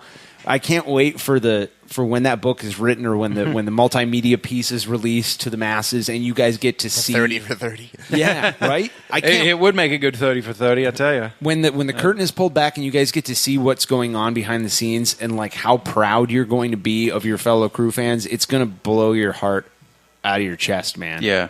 It really is. Really is something. One thing that I have to bring up, and I'd like you guys' input on this, is we've talked before. We talked in the last segment even about how we're not really getting any answers, anything definite from the people who make the decisions. Yeah, it's frustrating. From the people who literally hold the future of Columbus Crew in their hands. And seeing the amount of work that you guys are putting in, and not just I look at you two as I say this, but you know, not just you, but everybody who's involved with this, either directly or by proxy. Everyone who's donated, everyone who turned up at the Save the Crew rally at City Hall, everybody who's been part of this in one way or another. Like, how much does it weigh on you guys, as far as in the back of your mind, like, do you really know what kind of an effect that your efforts are having? Do you really know, like, you're putting in all this work and you're putting your heart and soul into this, and literally your entire, you know, your attention, your very being is going into this, and you have no idea if it's working or not. Right. How does that? I'd love to know what you guys. Well, I think that's like, how do you reconcile that? That's a great question, and I think that the answer is what I said at the beginning of this, that everything we've ever done has prepared us for this moment, because it's like, oh shit, my whole life is a crew project right now. Like, how am I going to deal with that? Oh, good news, we've had years of practice. Like, what, you know, those weeks where, let's say we have, we're doing Tifo Sweat, right? So like that shit starts on Sunday, you know, and I'm like, John and I are communicating, and like, Monday, we got to start sewing, and we have to have that done. Maybe that takes Monday and Tuesday. Wednesday, we got to trace, and then Thursday, we can't do shit because we have ACES radio. Friday, we need to paint. Saturday's the actual game, and then Sunday, it's boom. It's the beginning of the loop. Like, you don't know whether it's going to work. We don't know whether that banner's going to go off. We don't know if the guest is going to show up on ACES radio. It's just a crew project controlling our entire lives. So Save the Crew there's way more shit at stake, but it's just like another thing. It's just like that Barbasol project that we did for Seattle 2 years ago. Right. We didn't know if that was going to work until until we did it. Yeah. I don't have time to think about that, to be fair, to be, you know, honest. It does, you know, it is the thing that pops up into my head when I lay down eventually at night to go to sleep. But I don't have any idea because we aren't getting anything, and I always assume basically that if anything were to, come about where we would have some news, that Morgan would be the one to find out first anyways, because he's the guy we're sending at people to talk and be the point of contact and meet, basically. We're using him as the face. So, I don't have time to think about it, which is nice. To be fairly honest, it stops you from falling down a rabbit hole, doesn't it? Right. As far as, is this really working, and should I even bother continuing? Exactly. Yeah. I mean, so it's a project that we always knew we're not going to have an answer until it's over. Basically, yeah. Basically, and there are points, and I'm not sure when they write this book or when they do the documentary piece. We're never going to be able to talk about all of the things that are going on behind the scenes. But there have been moments in this where I thought, this thing's going to be over in 5 minutes. And it's going to be good. And there's been times where I'm like, this thing's going to be over in 5 minutes and it's going to be bad. And it's kind of like that up and down thing. So if I ever got to a place where I started demanding answers where I'm like, I need to know whether or not this is going to work, I would have been out of this. Yeah, it's just such a complicated thing, and there's just so many players. Oh my God! I mean, even if I feel like a whore, John. I've told you that before, but I can't wash myself enough in the shower. Honestly, I'm so filthy. Like the things that I'm doing behind the scenes. That's why he smells great. And he's great with kids. He never stops showering. The conversations I'm having, the answers I'm giving, it's just like, oh. Yeah. You think about politicians, you're like, how are they all corrupt? Every single one of them is corrupt. It's like, dude, I'm not even one of those, and I've been in this game 2 weeks, and I'm filthy. I know. I'm just getting to play the fun part. Oh, it's awful. I just feel dirty, and these conversations I have with people. I'm like, first of all, how the fuck did you get my number? Second of all, they're asking me questions. I know that's not the question, and I have to give answers where they know that's not what I'm really saying. Right. And it's like this thing where when I hang up the phone, I have to go, be Morgan again. Don't be, kind of like, I think I talked about it one time where I was like, that character we play on ACES radio? Like big voice guy, Chris Dorn, everyone. Chris Dorn's a fucking international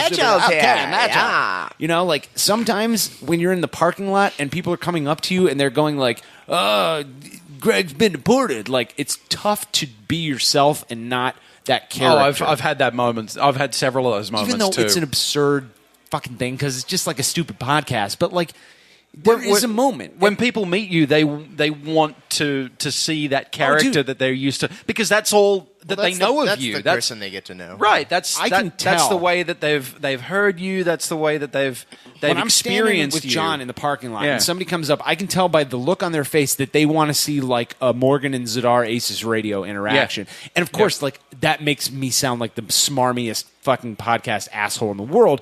But I say that we already knew you were that guy. Exactly, right? Yeah. We're number 17 for a reason, Greg. Never stopping. 17, we've improved. But with this role, with this Save the Crew role, it's really different. And, I have to hang up that phone and just, I really almost have to hit myself and go, stop being that guy. Don't fucking ever be that guy. Don't be that guy for forever. And it's really dirty. Actors who immerse themselves in a role that they're performing. I hate it. Find it hard to break away from it. I know. Yeah, you are. I know you've been hating it. You were born to be the mouthpiece of whatever cause you've thrown yourself behind. And these last 3 days where I've been sick too, it's just been. I've been depressed and just I hate everything. I'm I feel like shit, and I'm emotionally really excited about what Pam and I were talking about then. What? Hug Party 2.0. No. Maybe Shrek. I might wait until he's no longer infectious. That's probably true. That's probably true. I don't know. I'll hold off for a few days. Do you think we would? I wanted to have this segment be kind of like a. Just so you know, in case you were thinking about ending the segment, Schnarfy did text me 10 minutes ago, say he's on his way. Schnarfy Darbus? Yeah. Darby would be a good guy to talk to about this, but I don't know if we have time to wait for him. We can always touch on it again when he gets here. Yeah, so I thought maybe we'd talk about how people can help, because I know that's a thing that people are talking about. I know you guys keep saying go to the website, but what can I really do? That's one of our big struggles right now is keeping everyone else engaged. Yeah. And we're going to have some stuff coming up the banner painting that we need to fucking do to Yep. get these banners out to these people that have signed up to receive them is probably going to be one of those things. Yeah. And then there's going to be some other things, but we're talking about doing some canvassing in different neighborhoods to get businesses on board. Yeah. We're also just talking about doing some fun like Save the Crew social events where we just say, not even on a game night, just like, hey, it's a Friday night. Anybody that wants to, Yeah, sure. come and chill and let's all hang out let's crash someplace. So there has to be a level of this. Darby just walked in, and Yeah. apparently he thinks we're in the back, so that guy's old. Probably Confused. There, on some level, and I know this is kind of like dismissing the original question, but like on some level there has to be some sort of like entrepreneurial spirit in any sort of grassroots movement. Like if you're like, oh hey, I live in Clintonville and I live near High Street, can I get a banner to like hang up on my just make one, please? Just Yeah, make one. right, yeah. Like go here's the thing. Go to Walmart, go to Target, go anywhere where they sell sheets. Get a flat sheet. Just get a flat sheet, right? And take a marker and write Save the Crew on it and then paint what you just marked, You don't need a projector. Dude, just get things up there. Like if someone's like, oh, I want a banner for my business, you don't need to get with us for that. Just make one for them or tell them how to make one. We are going to start offering those for businesses, but yeah. In the meantime, dude, Don't just wait. Yeah. We've got so much on our plate, and I would love to be able to I would love to have a response for everybody that's, getting a hold of us on Twitter and Facebook because I am managing social media along with a small team of other people that I have helping me. But we're not going to necessarily always be going to be able to get back to you right away, and a lot of times the questions that are coming in, we just don't even have answers for yet. If the question is like, can I be on ACES Radio? You got to get with Karen Crognell about that. Yeah. You got to talk to her. Get your shoes on, drive right. down to the fart Go box. to the fart box. Stretch it out. Stretch those hammies out Right. first of all. Set your mat up next to her. You can't be going in there full tilt, John. No. Got to manage that erection. Right. You got to stretch those hammies. Yes. All right. You go in there full tilt. That's how a fart bucket She's gets going to ugly. fart you right back out of the door. Goddamn right she will. I've seen it happen, man. I have That guy got blown right across Fifth Avenue. Right. I'm going to knock that TV off the wall. Jesus. Yeah, you almost did. So, like, what's next? Sorry, nothing's on it. So, like John mentioned, we're going to have some sort of banner painting activity. I'm sure the czar of GCG Bag Tifo, Ethan, will be in charge of that. It's been super nice not being in charge of Tifo, by the way. Yeah, Ethan's our new Tifo Sweat leader. Yeah. Basically. Can you tell him next time you talk to him that Tifo you Sweat love is it? in all caps? Yeah. It does not capital T and then EFO And then Sweat. EFO Sweat, Right. yeah, It's all caps. I know. Jesus Christ. I'll tell. It's like Dom Tiberi. If you register the account, it's in all caps. I'm an old man. I'm an old person. I think we've given enough of a behind-the-scenes look here. Sure. I think we can probably move on. Greg, Speaking of old people, Darby Schnarfus is here. Darby's here. Yeah, we'll get him in on segment 3. We'll talk to him a little bit about that. How can AJ Get a haircut, Darby? solved? No, it just looks different today. I don't know. You Is just did bird it. flu You just still did a it thing? today? Can confirm. Yeah. I figured you'd be the person to ask. I was at some Bird sort flu. of... Oh, you Why think you're not? flu We're bringing from it back. a bird? Yeah. Avon? Tune in to segment 3 to find out. If you've enjoyed the shitlordery and the behind-the-scenes look at Save the Crew, I've got some terrible news for you. We're coming back on segment 3 with your hot takes, battle for the grand prize, and more. 2 segments down, 1 segment to go here on ACES Radio. Hot, sicker than your average. Down like goose and I'm fly like Maverick. With the savage attack in a mouth like a match. Spitting fuego, homie. It ain't tricking if it's magic illusions. Indubitably juvenile. My crew can do it and we do it well. Rock around the clock all across the nation. Got a lot of sky miles and a reputation of making earthquakes every time we land. Cause stopping in an option or a part of the plan. Fools get to filming while I'm running on jet fuel. Now pay close attention cause I'm ready to let you know what I'm all about, child. I got that style that you come to love. And I'ma stay fly till the day I die. Spitting fresh to death from above. Get it, David F. Man, you don't stop. David, you don't stop. We came to rock it till the city takes off. Mr. Captain, yeah, I'm an ace pilot, yeah. I wanna spin my wings and fly to all the people in coach, yeah. To my first class folks, yeah. We'll show you how to scrape the sky. Yeah, baby. Ignorant slot, shitlord, celebrity fans, mystery fans leaving. We don't know who they are, what gender they are, or why they came. Welcome back. It is episode 69. Nice. Of ACES Radio. You've made a huge mistake by sticking with us from segments 2 to 3. My God. Ladies and gentlemen. John Zidar hasn't.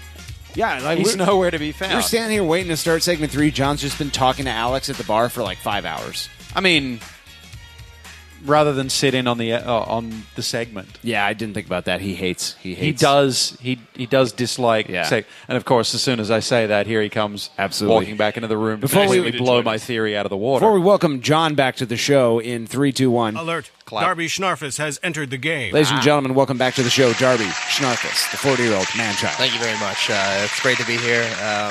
I was out. Darby, you sound sexier than usual. Yeah, I know. Well, I had a guy's hand at my butt. It's that time of the year where I get my prostate checked. I did as see an that. old man. I saw so that. Yeah, it tends to. You shouldn't have done that in the open.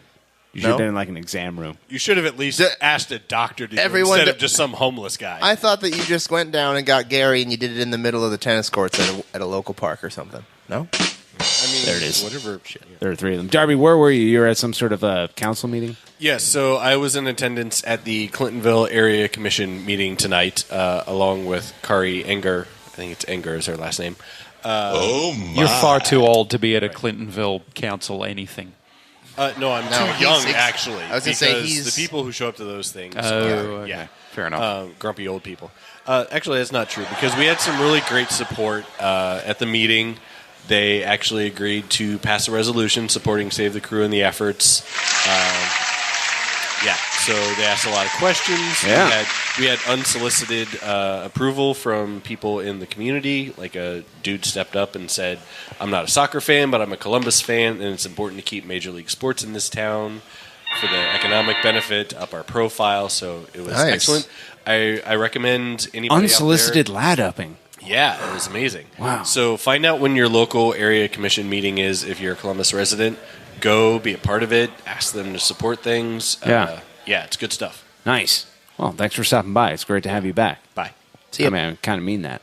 I don't like this Save the Crew stuff. It made me appreciate you Greg's people and waiting like at you, the enjoying you. Greg. Yeah. What if I told you there was a cure for the scourge that is friendships evolving on ACES Radio? Oh, that sounds like a scourge that needs to be cured, Morgan. What is that cure? That's right, Greg. They say the only cure for the scourge that is friendship is ACES Radio. Nothing is impossible. Make your dreams come true. And now, an ACES Radio exclusive. The battle for the grand prize. Hot takes from the masses. You're not going to stop there. We got the grand prize. Hot takes from Twitter. He's heating up. Hot takes He's on fire. from you. Yes, you can. There you can, Walter. Yeah, I can. Walter, you cannot. I'll believe the love fest when you start loving me. Oh, my God. You're a raccoon. Duh. You're a raccoon, and you live in Washington. You're bad at pushing buttons. Any day now. I moved to Washington for the legal weed. I'm not getting a contact high off Alex Thomas the way I used to. Back to me. Back to you, Morgan. Oh, thank you very much. I wonder if I could, before we get into it, I read the overall standings. Sweet Jesus, this print is very small. Also, your paper is folded up smaller than I think at any point in the season. I'm you trying to actually make it- reduce the font Yeah. size to Nah. microscopic. And tune in to find out, Darby. This is, by the way, this is the last edition of the Battle for the Grand Prize, at least where blood points that matter are at stake. We may do it as a season. Playoff edition. Yeah, but they won't matter. John, welcome back. While you spend the next 4 days reading that, I'm going to continue saving the crew. Oh, okay. I mean, we got important You stuff might to do. actually You accomplish that by the time this I segment know, is right? over. There's a high jerk around possibility. on the side and whatever you want, John. First place, setting the table, taking over first place. Up 3 points, by the way. Jesus, he was in second last week. Setting the table, 33 points, followed by Higher Brow, Arena, not spelled how you think it is, 30 points. Or pronounce how you think Lord of the Shits, 29. Phil Goldfart, 24. Darling Thief, what a good lad he is, 15 points. Mbwani2, Bootylicious with 11. Underscore Ken with 9. Ron T and Steve Abreu on tour, both tied with 8 points apiece. Crew Schmack with 7. The Crew Pad, a.k.a. Patrick Moore, with 6. DH Goat with 5. The 4 pointers are as follows. Pippa Nips, Hug Me Shaven Oregon, Alex Thomas, Metric Conversion Bot, Darby Schnarfus, AGS Attack, Buttle Surfer, and Zappalicious. The 3 pointers are coming at you. Mike Hudson sucks, he certainly does. Josh Sondheim, Carl the Refugee, DSW Buffalo, Maramy Pam, Tom Mathers, Yvonne Seagal. I apologize. Yvonne Seagal is one of the 2 pointers, and they are Yvonne Seagal, Pamela Lynn Hughes, thank you, John, Hansy Locknane, Vicious Bike, vicious bike. Viscous. Morgan's Pretty sure. ass, Zidar's ass, Darby's old ass, and none other than Greg's ass. The celebrity gaggle fuck of fans is as follows. Bob O'Shaughnessy, Dave Edgar, Dirty Slut, Pam, No John way he Burkle, does from this. user blank blank 91, Iscariot, Aces Reflections, GCG Bag, Tyler, Hey Free Sandwich, Ghost of Stern, John, Great Clips, Columbus, Talons, Real Chris Dorn, News Aber, Overlords, Woke KC, and Hummer Walt, Nate Beckman, Kroger Pharmacy, Pat Gruen, Cat Might Cheer You Up, Bot Fish, Bert, Sandy Ursa, The Logbook, Morgan's Fun Van for Your Kids, Stephen, Morgan's Acorn Penis, Mitch from Ohio, Shane Paulson, and fifth on the stand. All tied in 35th Hey, place. made it through with the a whole single thing. point apiece, bringing up the rear, Greg, and getting Not the even bulk mad. this week with 1 point in 65th place, Josephine. As opposed to his mom. Because she's a whore. Who usually gets the bulk. Hey, do you want to read the hot takes again? No, actually. Do you want to go 1 and 1? Sure. I really, really hate reading these things. How are your throat and lungs these days? They're not great, So good. and I'm still like dizzy from like having this giant sinus this should be infection. fun. Yeah. Do you want to start? I'll start. Dizzy from the gummy bears. That's right. Those are real, Darby. I got poisoned by Murder's Row. I know. I had to make I took the extra special caution. I said, listen, trunk or treat, you are not to give out the special gummy bears. I ate a handful. The guy's like, Jesus Christ, I've never seen anyone eat that many. I'm like, well, fuck. Morgan, why don't I lead off? I'll do it. You sure? Yeah, 6 points. Okay. Lord of the shits. People tune in for this, so they say. That's right, John. They say that, yeah. With few episodes remaining and the current blood point standings where they are, I'm going to go ahead and officially retire from hot takes. As such, I'd like to give some parting words to a few of the accounts I own. Lord of the shits. Sorry, I never brought home the trophy despite being so close both years. See, this sucks. Much like Morgan's sex life, you were always so close, but never quite got it. Oh. I've had sex with at least 2 people.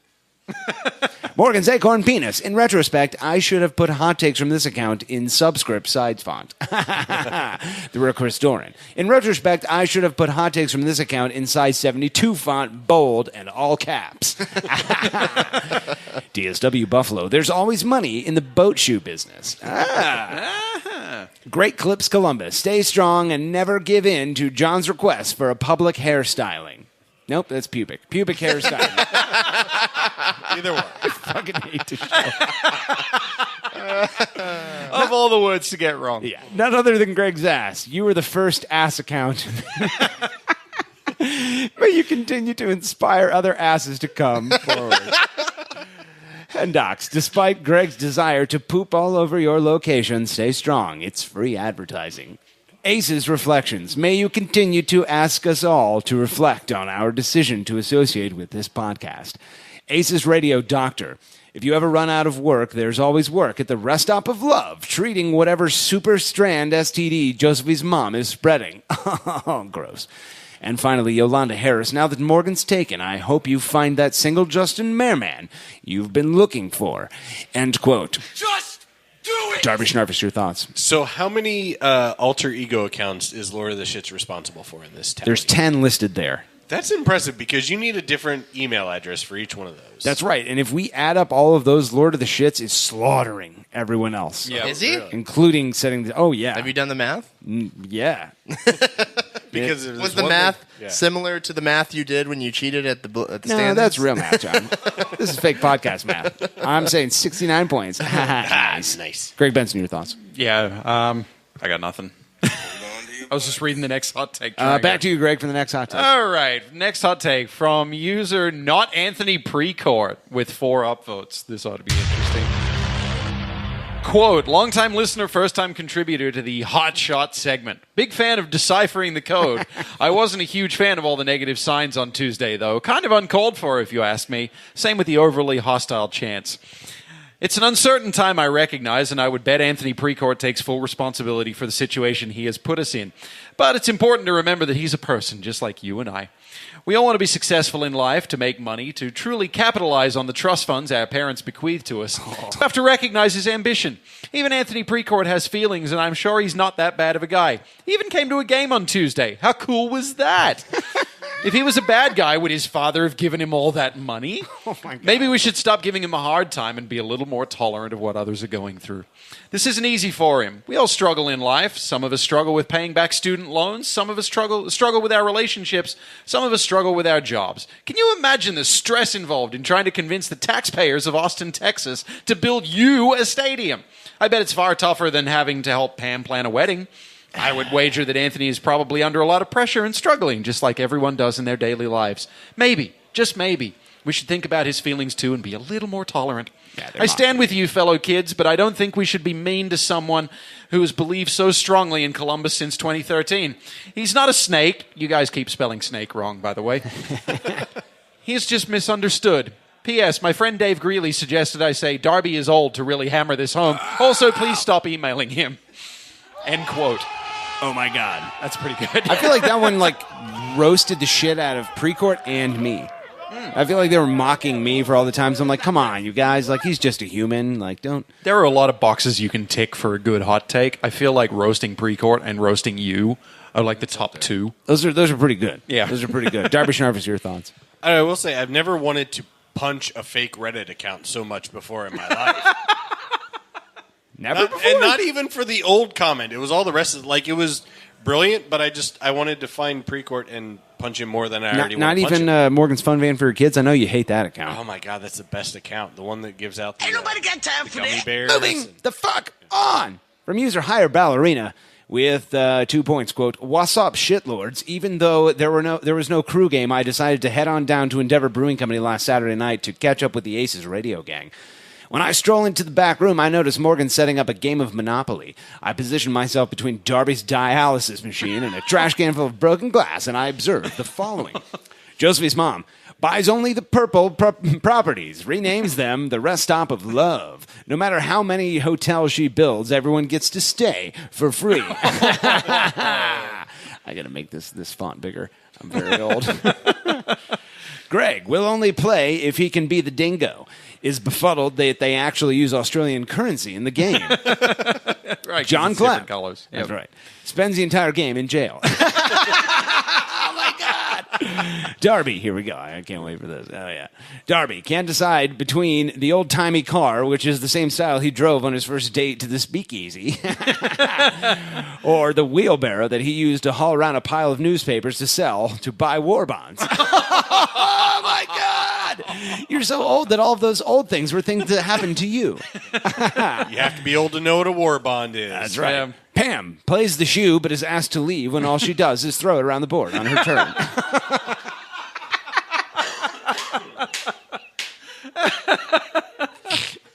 How are there 37 shoes in this game? Yeah, 37 is a good call because they're always an odd number. It's never like an even. You can't, there's just one random shoe. Okay. Doran doesn't need to play since he's already declared the winner before he even sits down. Plays anyway for his own amusement. Only buys the railroads due to his experience of running the train. He's like giant dick. Oh, Jesus. Morgan, always the thimble since it reminds him of his acorn penis. Buys Marvin Gardens and builds a hotel, and now everyone must hear him say, "Yellow bitch," whenever someone lands on it. Has trouble throwing the dice as it always lands a few feet from the table. Oh, my God. It happened one time. Okay. Zadar, upset he can't use Josh Williams as his playing piece. I would ride Josh Williams. Insists that Monopoly is a crap game, and they should be playing Catan? Settlers of Catan. Is that what it is? All right. Yeah. Only offers to trade with others with sheep or wood. I don't know what that means. Darby trades away Boardwalk since it may be his last chance he has at getting wood. Are these video game jokes? No, Settlers of Catan is a board game. You have a head cold. I can tell by the way you talk. Yeah, great. Yeah, thanks for sharing that Because with of the me. way that it is. It's because we shared a foot long. That's right. I believe. Yeah. Hashtag back to a simpler time. Hashtag when the only Doran's snack... been referenced already. When the only snack we hated was in Doran's pants. Hashtag my 4-year-old son now proudly tells me he just took a Precourt before he flushes. End quote. Yes. Darby Schnarfus, your thoughts?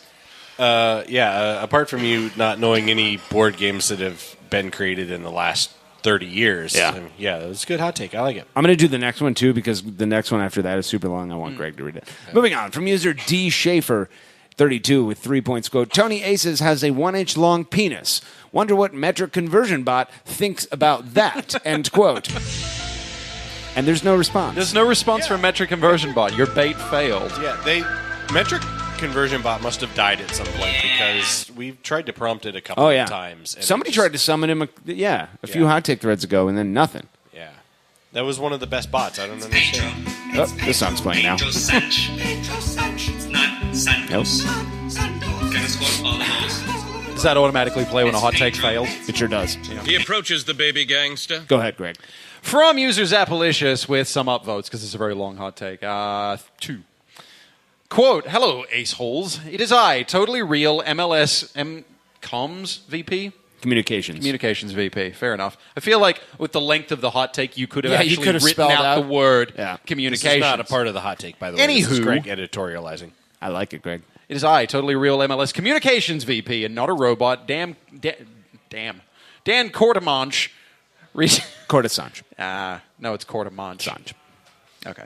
Reaching out to the hashtag Save the Crew organization via a very professional Reddit account and not a fake hotmail.myshopify / hot deals email account.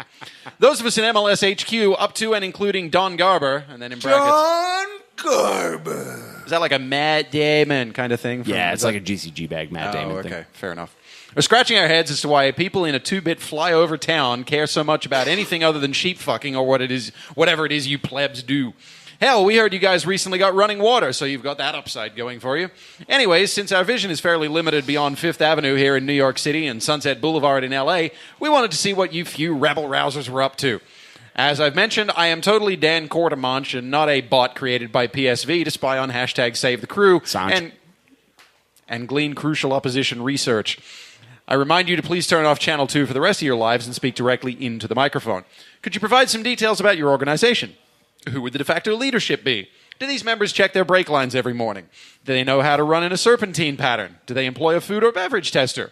Do they have a history of heart problems? Most importantly, do they throw scarves embarrassingly short distances? God damn it. Thank you for your time and your informative answers. I now bid you adieu as I take my mile-wide and inch-deep self to the rest stop of love. Only Josephi's mom could enjoy a tuna can of a penis like mine. Yours in Christ, totally the real Dan Cordemanche. P.S. Sanj. P.S. What Peter Wilt called Dave Greeley. Totally true. He is indeed a motherfucker. Just not Josephi's mom. She wouldn't even touch him with my tuna can, she said. End quote. End quote, yes. Well done, Zappalicious. You screwed up Cordesange like 100 times, though. But that's how I just read it as it was written. Darby Schnarvers, your thoughts? It is a dark, dark day when Josephine's mom won't touch you. Yeah. Like that, if like we that's get her nothing job. out of this entire movement other than that, realize that Josephine's mom won't fuck you and be ashamed. Like, that's her job. That's how she makes money. It's how she buys corn nuts and Dr. Pepper, which is, I'm assuming, what she lives off of. If you turn up and it suddenly becomes the rest stop of Friend Zone, you failed in life. That's right. That's right. Are you okay that we're not calling on you, John? Because I feel like you're doing stuff for Save the Crew right now. I am. He's do you have any? Tom Davis. Tom Davis? I just told him I would give him a shout out because he asked for it. On ACES, he wants to be mentioned on this? Well, we're trying to talk about redesigning the website, and he was like, give me a shout out on the podcast. Tom Davis is a person, and he exists. Yeah, he coded And our he whole puts up with a website lot of by our- himself, and he's like, I don't A know lot if of you've our heard. bullshit. I feel like You haven't been I'm gonna around a take lot credit lately. for Tom that. Davis is my new best friend. Oh, is that right? Yeah. That's bullshit. Just giving you that. Nope. I'm not allowing that. I'm the one who designed the website, John. You have to be best friends with me now. All right. Well, sorry, Tom. Have you ever had a situation where, like, 500 people who don't know what the fuck they're doing try to tell you how to do your job? That's basically what Tom deals with. Yeah. We're like, Tom can is you like- make magic flying unicorns pop up on the webpage? Ooh, have we asked him about that? Not yet. I've talked to him. Okay. Before you got here, we talked about how you were kind of just like, whenever we need something and I don't know who to go to, I kind of throw it at you. But Tom is like the next person. Yeah, he actually executes. You whereas and I'm Tom just like, I don't are literally, I think, probably you and Tom and Donnie are I'm not clear. the three people I go to the most. Who do I talk to about the unicorns then? Darby? You or- should probably direct message Nate Beckman. Okay, Beckman? Yeah. That's He doesn't really contribute enough on the Slack. We need to get him more involved in this process. Nate? Yeah. Nate's always like, here's a screenshot of a text message conversation I'm having with my wife, and 7 emojis. Nate's been super helpful. Right. He's actually in a lot of channels too. No, he is. The funny thing is, what is it? There's like a 1,000 message limit on the Slack channel. Yeah, I noticed and that I think recently. Nate sent us screaming past the limit where all of a sudden it's archiving stuff. Yeah. Just because it's like, oh, you have too many emoji messages. Now we have to hide stuff from you. Yeah, I noticed that because it's going to start like taking stuff away, which is probably not a problem. But Ain't nobody got time for that. Moving on from user Precourt Snack Ass with 2 points. Quote, oh, Slytherins. End quote. Oh my. John, what are your Harry thoughts? Potter stuff. I'm House Slytherin. Are you? Yep. You're Slytherin? Yeah. Nah. What was the house that I was? You were probably Ravenclaw. Yeah, that's it. That's right. I was saying I was smart going to fight you with my losers. Ravenclaws. Yeah. Like that's how we beat everyone. We just throw our Ravenclaws at them. We're like, oh. Totally. And like they're sitting That's over what there. ravens are known for. Yeah. Throwing their claws. Well, here's how it works, Sean. You guys are in like the wizard castle, and you're just like, "Oh, it's time to go to bed. Better brush our hair." Moving And the fuck we on. throw our Ravenclaws at you. Why and would you're you do not that even while I'm expecting brushing it. my hair, my snake mind. hair? Well, because that's when you're not expecting it. Then. But that's fair. That's a good point. Yeah. And you guys are sitting, and you're like, "Oh, just Oh no, Ravenclaw. yeah, Ravenclaw straight to the face, dead." And we win the prize, which is it's one of the worst. best sword, I think. Yes. Yeah. Best sword. Back Yeah. to talking Dumbledore about awarded the best sword to the anything House else. Hufflepuff. Ravenclaws. Greg Benson, moving on back to you. Greg lost the will to live. Oh no, He's out. Yeah. He's I'm staring watching- Greg, did you blankly change at your the mind table. again? Yes. Moving the fuck on blissfully. Jesus fucking Christ. From user Krushmak with one upvote. Needs more because, yeah. It's like that We all- frog from that cereal when you were a kid. Do you remember what was that? Smack, Schmacky? Schmacky, Smack, Schmackums? Yeah, What was Smack the and the cereal Frog. called though? Honey Smacks, right? Was Golden- that it? That's what it was in Australia. I Golden don't know. Girls? That's a TV Golden show. Girls. No. Golden Grams is what you're thinking of. That's something different. Golden Grams. From Golden Grams was like the failed male spin-off of Golden Girls. Golden like, Grams it was just a four real guys. cereal. No, I know Golden Oh, Grams oh. was a real cereal. I'm just saying, like, it was just four old guys all named Golden Graham. Gramps? Frog clumps. I feel like I think it's four frog. old Frog guys lump. sitting around describes this table right now. Actually, it kind of does. I'm gonna yeah. throw my Okay, fucking wait, I'm not Ravenclaw at you, that old. Darby. You Yeah. better Hey, take it easy. Slytherins. I'll trade your Ravenclaw for sheep and wool. Or wood. Ravenclaws. It's first of all, it's sheep and wood. Sheep and wood. Sheep and wool is the same What thing. we do is we scream. But brick and stone are different somehow. You always know a Ravenclaw's near when you hear us screaming. Here they Yvonne come, is- they'll say. It's nights like this I wish there was a game 8. Did you guys hear all that screaming? The Ravenclaws. Ravenclaws are coming. Hi. That was the sound of me pounding Cover the your microphone faces. against my head. Everyone stop brushing their hair immediately. So, Greg, how are things? I'm sorry, any mention Can of you Harry tell Potter Morgan and I and I go are tired? instantly catatonic. All right, back to you. I've Greg. seen things you wouldn't believe. Wait, do you wanna do Moving your the thing? fuck on. What the Ravenclaws do to you? Not anymore. Don't You better stop brushing that hair, Greg. Don't you fucking start with me, John Zadar. Anywho, I need some help because this is Beatles.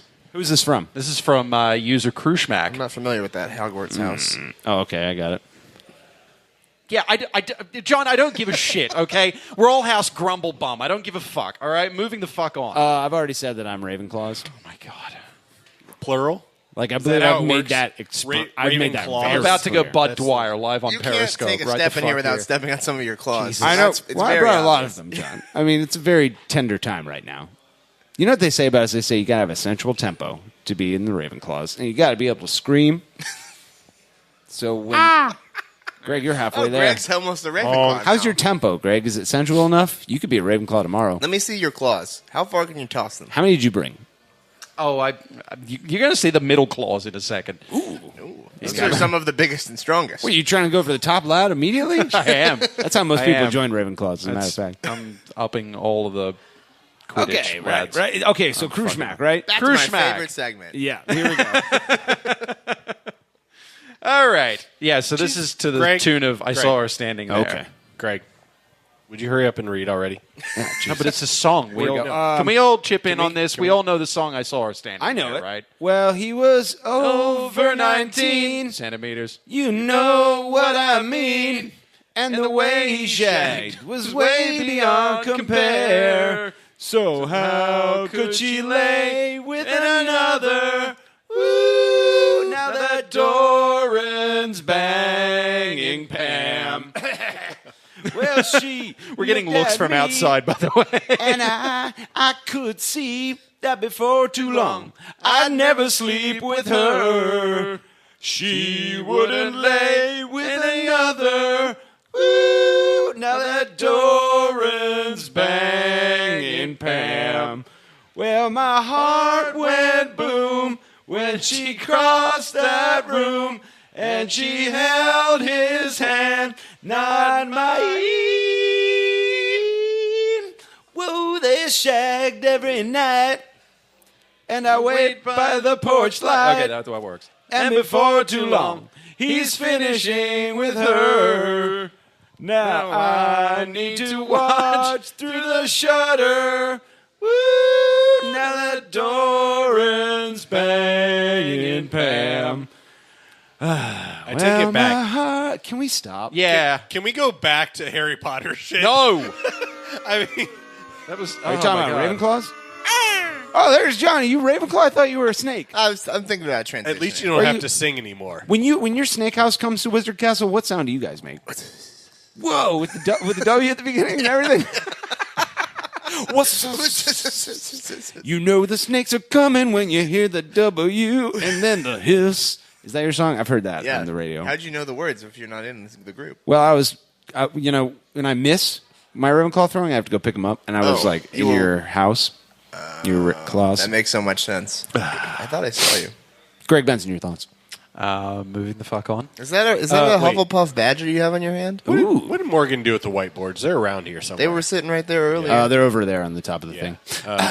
Yeah, keep Just talking Harry conveniently Potter. out of reach. This is great. Let me smash. Moving on from user setting the table with 1 point, quote, I was watching Austin City Limits last night, and to my spouse, they had a... To my spouse. Jesus. What the fuck?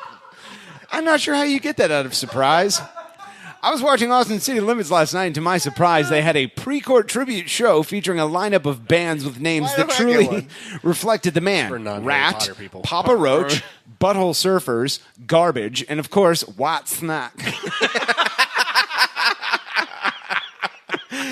Milli Vanilli opened the show, no doubt, because they were also found out to be fakes who just put on a show for nearby fans.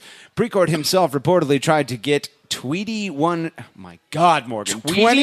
pilots to come down for the show, but they told him to go to hell. I'd listen to Save Tweety the One crew. Pilots before 21 Pilots. Is that just the exact same band but with Tweety Bird fronting them? Yeah, it automatically makes them better. Breaking news from Anthony Darby Precourt Schnarfus. is a dirty muggle. What does that mean, John? Does that mean something to That means somebody? he's a non-magic person. Darby just tried to leave the room with the headset still on his head. Okay. Ain't nobody got time for that. Sadly, I already know what that means. I'm sending Darby to Austin. I think it's bad now with the crew. Wait until our fucking shitty podcast follow. The Austin mayor's like, whoa, we signed up for a soccer team, not this fucking Buffalo Bills shit. What is this? Austin Radio. Yeah. Welcome back, all you hip fuckers. We're keeping the city weird with our Ravenclaws tonight. Oh, there he is. It's coming. Oh, shit. Moving on. You want to do Moving the fuck on. I'll Darling do it. Thief? I'll do it next. From user Darling Thief with some upvotes. Quote, Halloween just passed, and as everyone catches up on what celebrities wore what, I thought it's only right to rank our celebrity fans / shitlord hosts in their Halloween costumes. First, Greg Benson. Greg took the easy way out and went as an absentee Houston Dynamo supporter. Yes, Greg is that friend you have who put 5 seconds of thought into their Halloween costume. Boom. Roasted. Unfortunately for Greg, many Houston supporters chose the same costume as him this year. Yeah, that's all right. That's actually 6 seconds more thought than I really put into my Halloween costume. Second up, Darby Schnarfus. Darby had an extremely authentic costume, going as a reanimated corpse of an elderly man. Roasted. An inspired choice, although not topical enough to rank higher on this list. Roasted. Number 3, John Zidar. John went as Frankie Haydock, and his execution was flawless. Oh, yeah. He wandered around the hashtag mega tailgate aimlessly, pumping us supporters prior to the game, or pumping up supporters. Either or. It works both ways, I guess. Unfortunately, he had no segment 3 to interrupt. Boom. Roasted. Number 4, Morgan Hughes, the continuing champion, placed on top yet again on the strength of his Ebola outbreak costume. Extremely topical and well executed. Many close to Morgan even speculated he may be dying. Yeah. Will Morgan buy himself a trophy for this honor as well? Only time will tell. Roasted. Hashtag shave the crew. Hashtag good to be back to the old hot takes. Hashtag my arm still hurt from all that drumming. Tuesday night. End quote. A lot of people are saying Darling Thief is one of the bottom lads. That's just a word on the street, Greg. Do we have 2 left? Is it 2? I think we have 2. One from Lexner CJ, one from Moving the Fuck On. You take Moving the Fuck On, and I'll take Lexner Okay, CJ. you take Lexner CJ. All right, moving on from user Lexner CJ with 1 point, a.k.a. the shitlord, known as Kip Lexner. Quote, trust the process. Believe. 6 and 2, hashtag Bills Mafia, and hashtag Crew Mafia. Take care of business against NYC. End quote. Yeah, that's pretty fucking good. I mean, it's a hotake. Yeah. But Darby Sharvis, your thoughts? I'm drawing snakes on my whiteboard. I Love think it. Whatever it was great. Love it. John Zadar is drawing a House of Precourt crest. Yeah. It says CLB, ATX, and then in the middle, in a shield, there's a steaming pile of shit. Visual sound. I don't know if they can see that all the way over there, but let's go Austin Snocks. Moving on, back to you, Greg. Moving on, the final hot take of the night from user Moving the Fuck On with upvotes. I guess that's 0.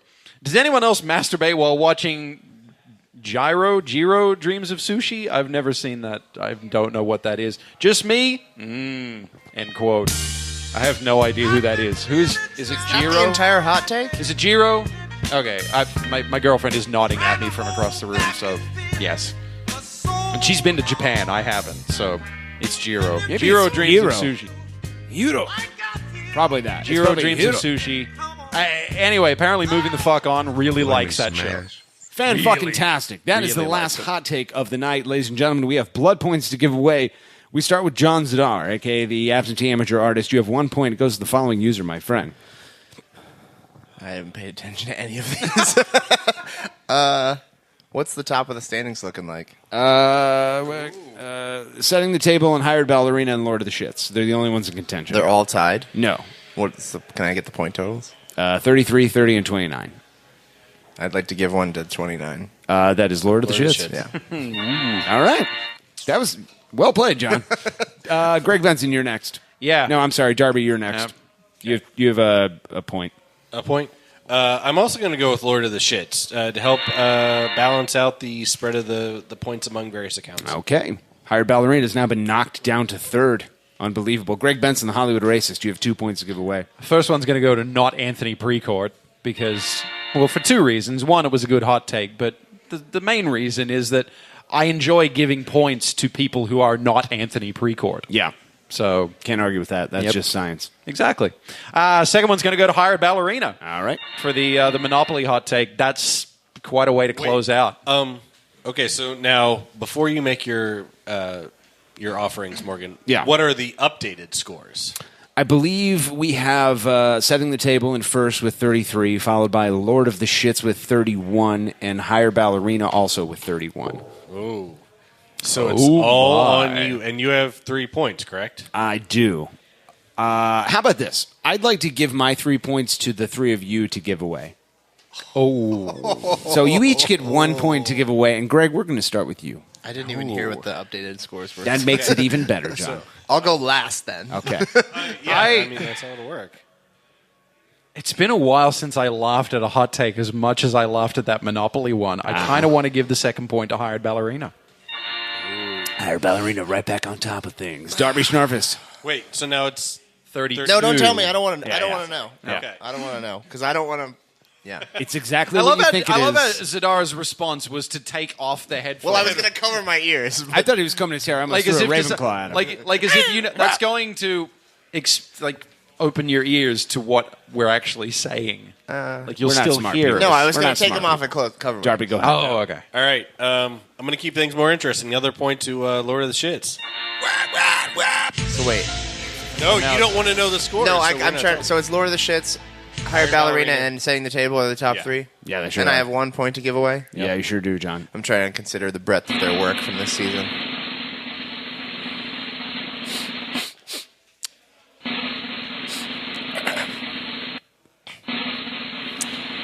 Today, shitlord. Setting the Table. Setting the Table. There it is. There it is. It's over. That is a clear-cut winner. The grand prize winner, 2017, Darren, a.k.a. Setting the Table, the Kentucky shitlord. Congratulations. I think we'll have to play that one more time, actually. Here we go. Yeah, slow it. Congratulations, but you still live in Kentucky. There's so many tables. They've all been set. He's been setting them all year long. Marina Sirtis, Michael Dorn, Patrick Swayze. So the Definitely blood points was on Star Trek. Again, French Stewart. Okay. So the blood points title goes to Kentucky, just like Don Garber wants Ohio's MLS allotment. Oh, that was going to be such a well-placed drop, but nope. Morgan Hughes has failed to press the button. Hey, congratulations to setting the table. Maybe, Well done, sir. As opposed to last year, we didn't know who Buttle Surfer was at the time. We still really don't. Stank Lord. No idea. No way of knowing. Never confirmed who that was. Stank Lord. So maybe we can get setting the table down here to accept the grand prize soon. Who knows? Tune in to episode not 69. Nice to find out. Noise. Okay, he can so come for our next home playoff game wrap up. That's right. That will be a thing. That's it. That's the last battle for the grand prize this year. Sweet Jesus, we're free. If we lose, it's We're Darby's free. fault. And knowing is half the battle. We'll talk over the outro. Spoke it out loud. Morgan. I didn't say this year. It's a very long outro, John. You're getting a long one.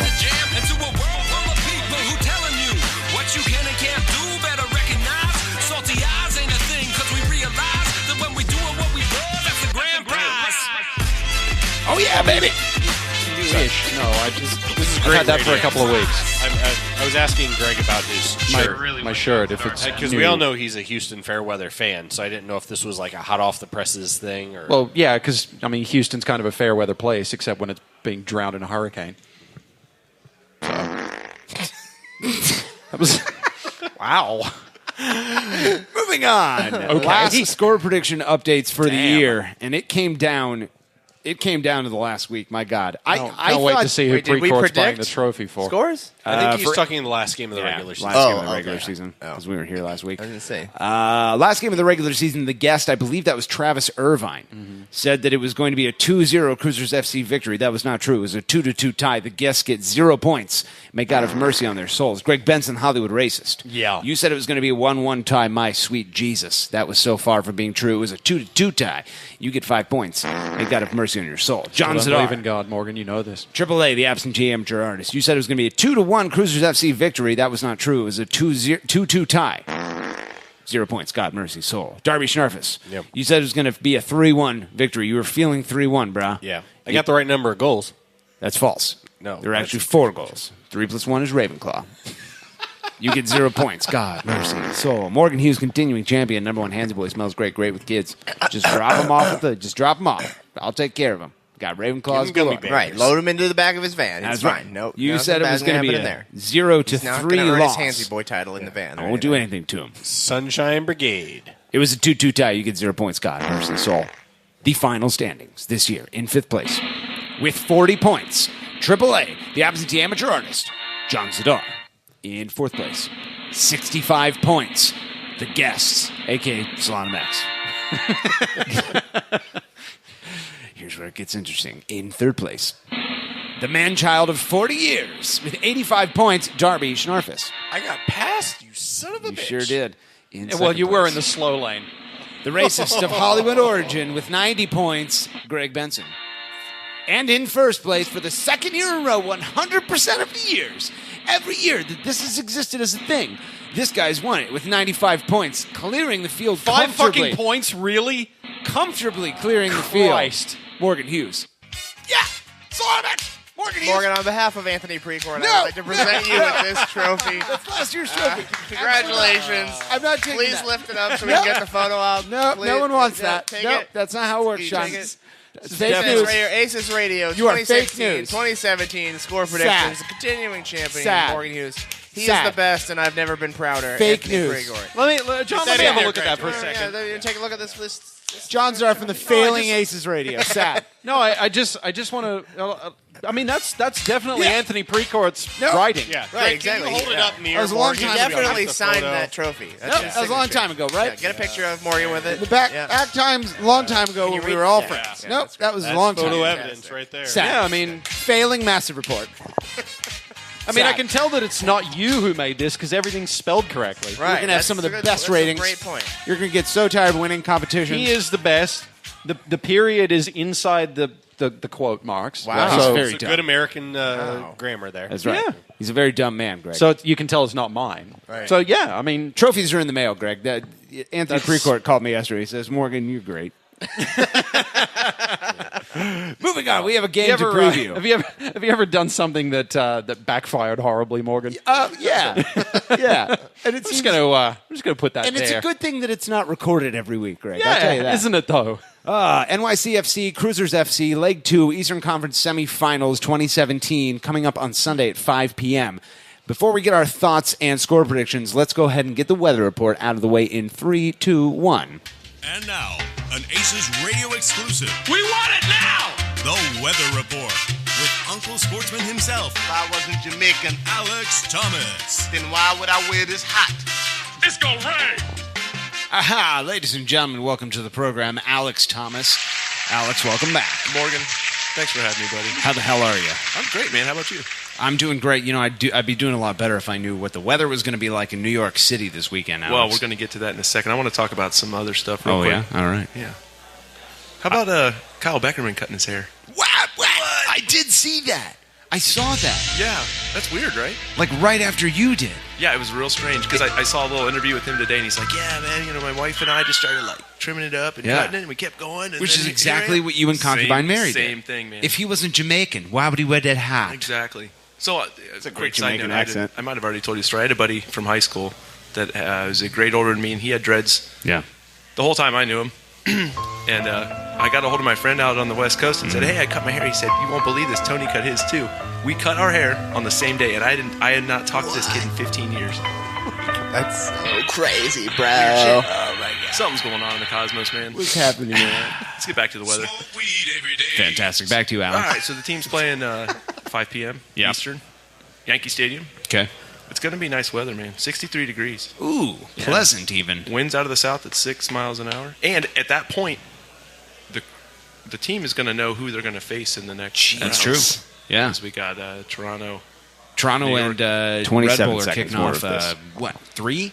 3 o'clock 3 we o'clock. kick off And they're at 5. they're playing in Toronto, right? Yeah. That would be weird if both teams were playing in New York on the same day. Boy, that'd be nice. That'd be cool. Well, it'd be impossible because, Harrison's in New Jersey. John Clem could go to both games. He's in prison. How dare you? Anything else you got for us on the weather Nah, report? man. I just want everybody to have a fantastic weekend. Take care of yourselves. Get some rest. We've all been working real hard, and keep it positive. Amen, brother. Ladies and gentlemen, Alex Thomas. Smoke weed every day. Oh, my God. Oh, Jesus. That was so loud. Fucking hell. That was happening, and I said 27 more seconds of this, and John just took his microphone and made eye contact with me and put it towards the wall, and I'm like, don't start hitting the wall with it. It was like your response, like, no. Oh, God, this is the funniest thing I've ever seen. Oh, okay, moving on. Cruisers FC, NYCFC in New York on Sunday. Let's get our thoughts. Go around the table. John Zadar, we'll start with you. Your thoughts on the match, my friend.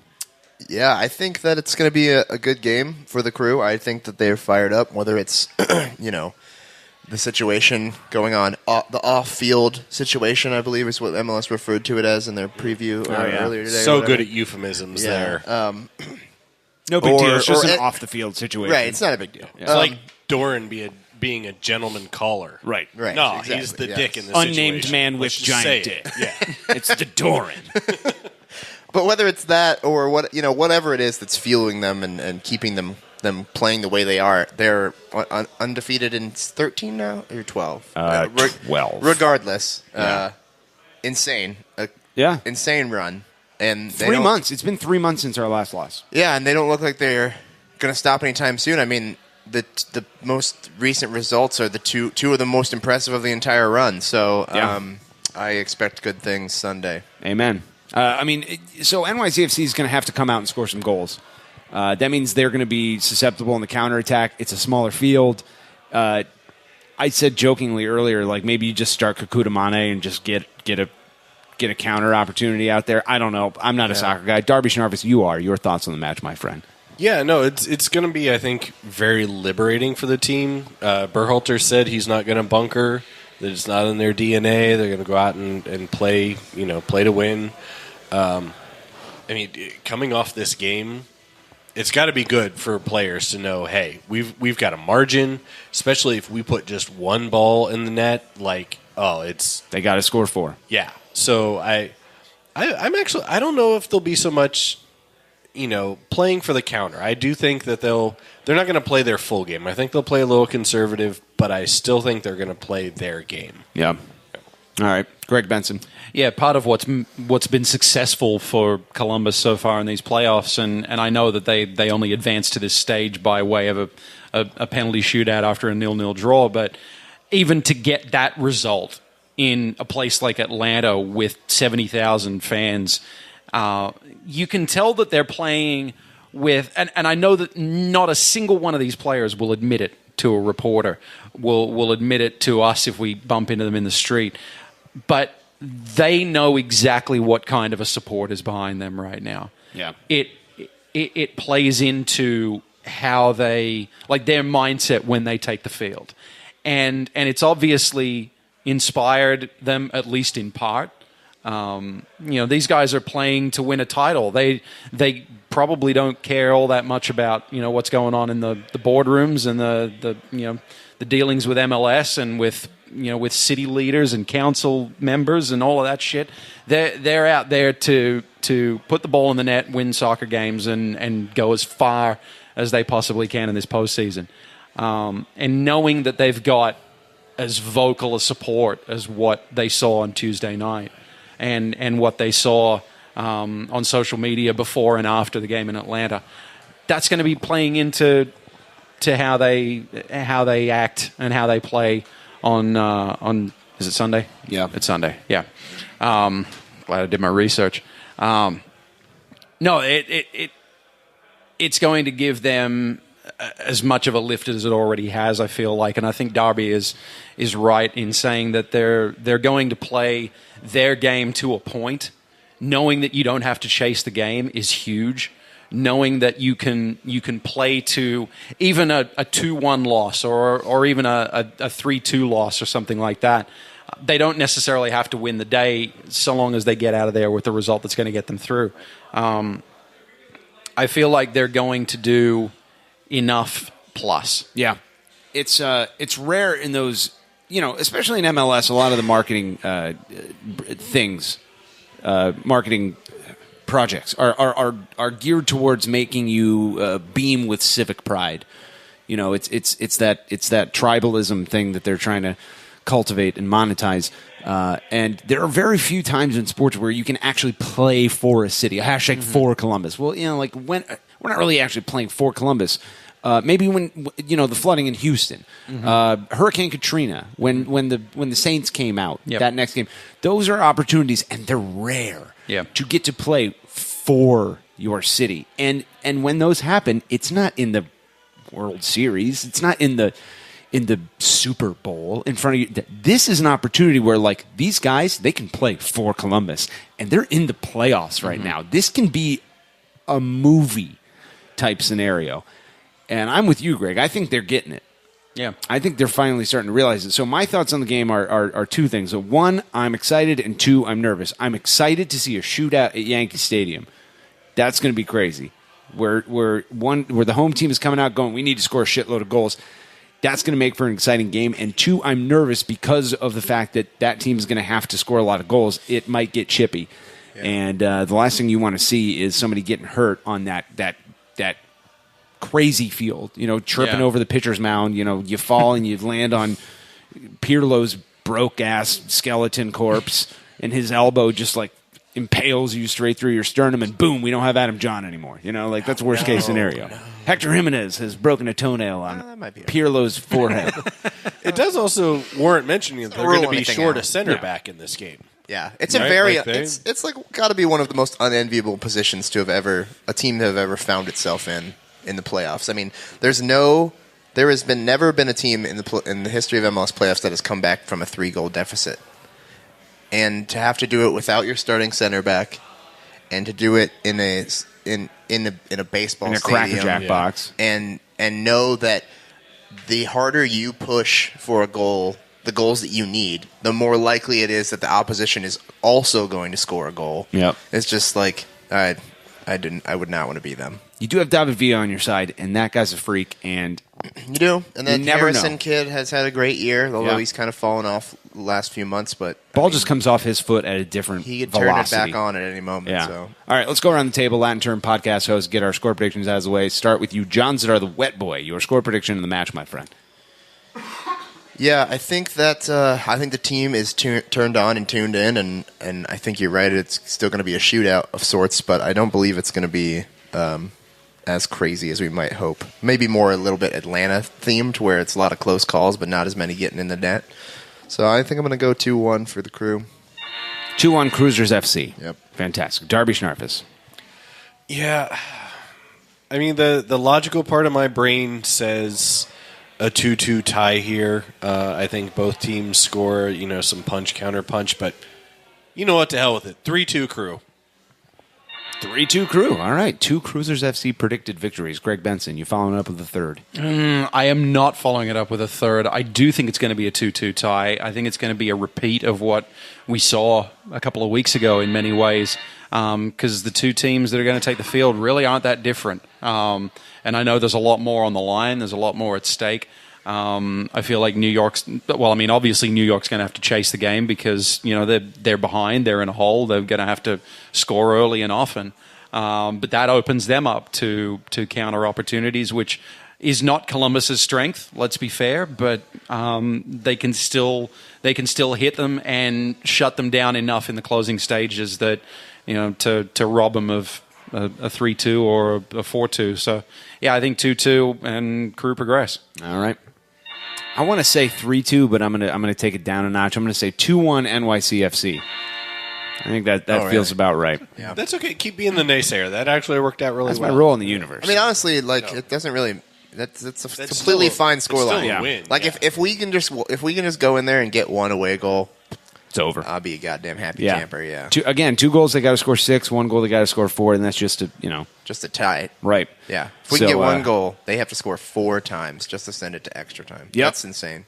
Like, if you're Berhalter, that pregame speech has got to be like, okay, let's play our game, but let's get out there and set a tone. Let's get an early goal. Yeah. Let's get an early goal and make them have to. Well, you do an early goal does one of two things. It forces their hand even harder, or it just completely demoralizes them and they give up. Yeah, and they know, NYCFC knows that they're capable of winning 3-0. Sure. 3-0, they move on. We put a goal on the board early.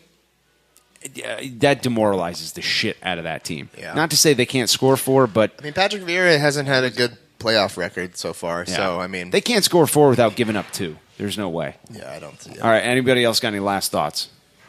Pretty much it. John, what's GCG Bag got going on this week? They're going to probably be here at Endeavor. Lovely. Sunday, you going to be here? I will be here. We're also STC Save the Crew is encouraging people to be here or Hendocks. All right. Or Land Grant. Land Grant's a good place to go. We would love if people would go and fill them up. They've been good friends to us, letting us use their facility for Tifo Sweat. Yeah. And then, of course, the official watch party, which we're encouraging people to attend as well if they'd like, is at Pine House. Treat them like Josephi's mom and fill all the holes up, guys, wherever you find them. Wherever they are, fill them up. Greg Benson, you doing stand-up anywhere? No, Walter and I are looking for a new gig because we played Branson, Missouri. Walter cursed and we got thrown out. That is a relevant joke in reference to something. I'm sure of it. If you've enjoyed segment 3, I've got some bad news for you. Show is over. This has been episode 69. In behalf of Blood Urn, Spit, Salavia, Foot Golf, Larry Turd, Erica Kress, Clark Beacom, and the dead rotting corpse of Kevin Burns. We'll be back next week with a fresh pile of shit for your consumption. Episode 69 is in the books. Nice. And all Lord Guillermo's people said... Nice. Oh, nice.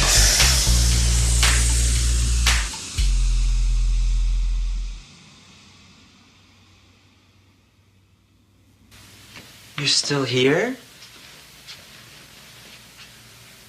It's over. Go home.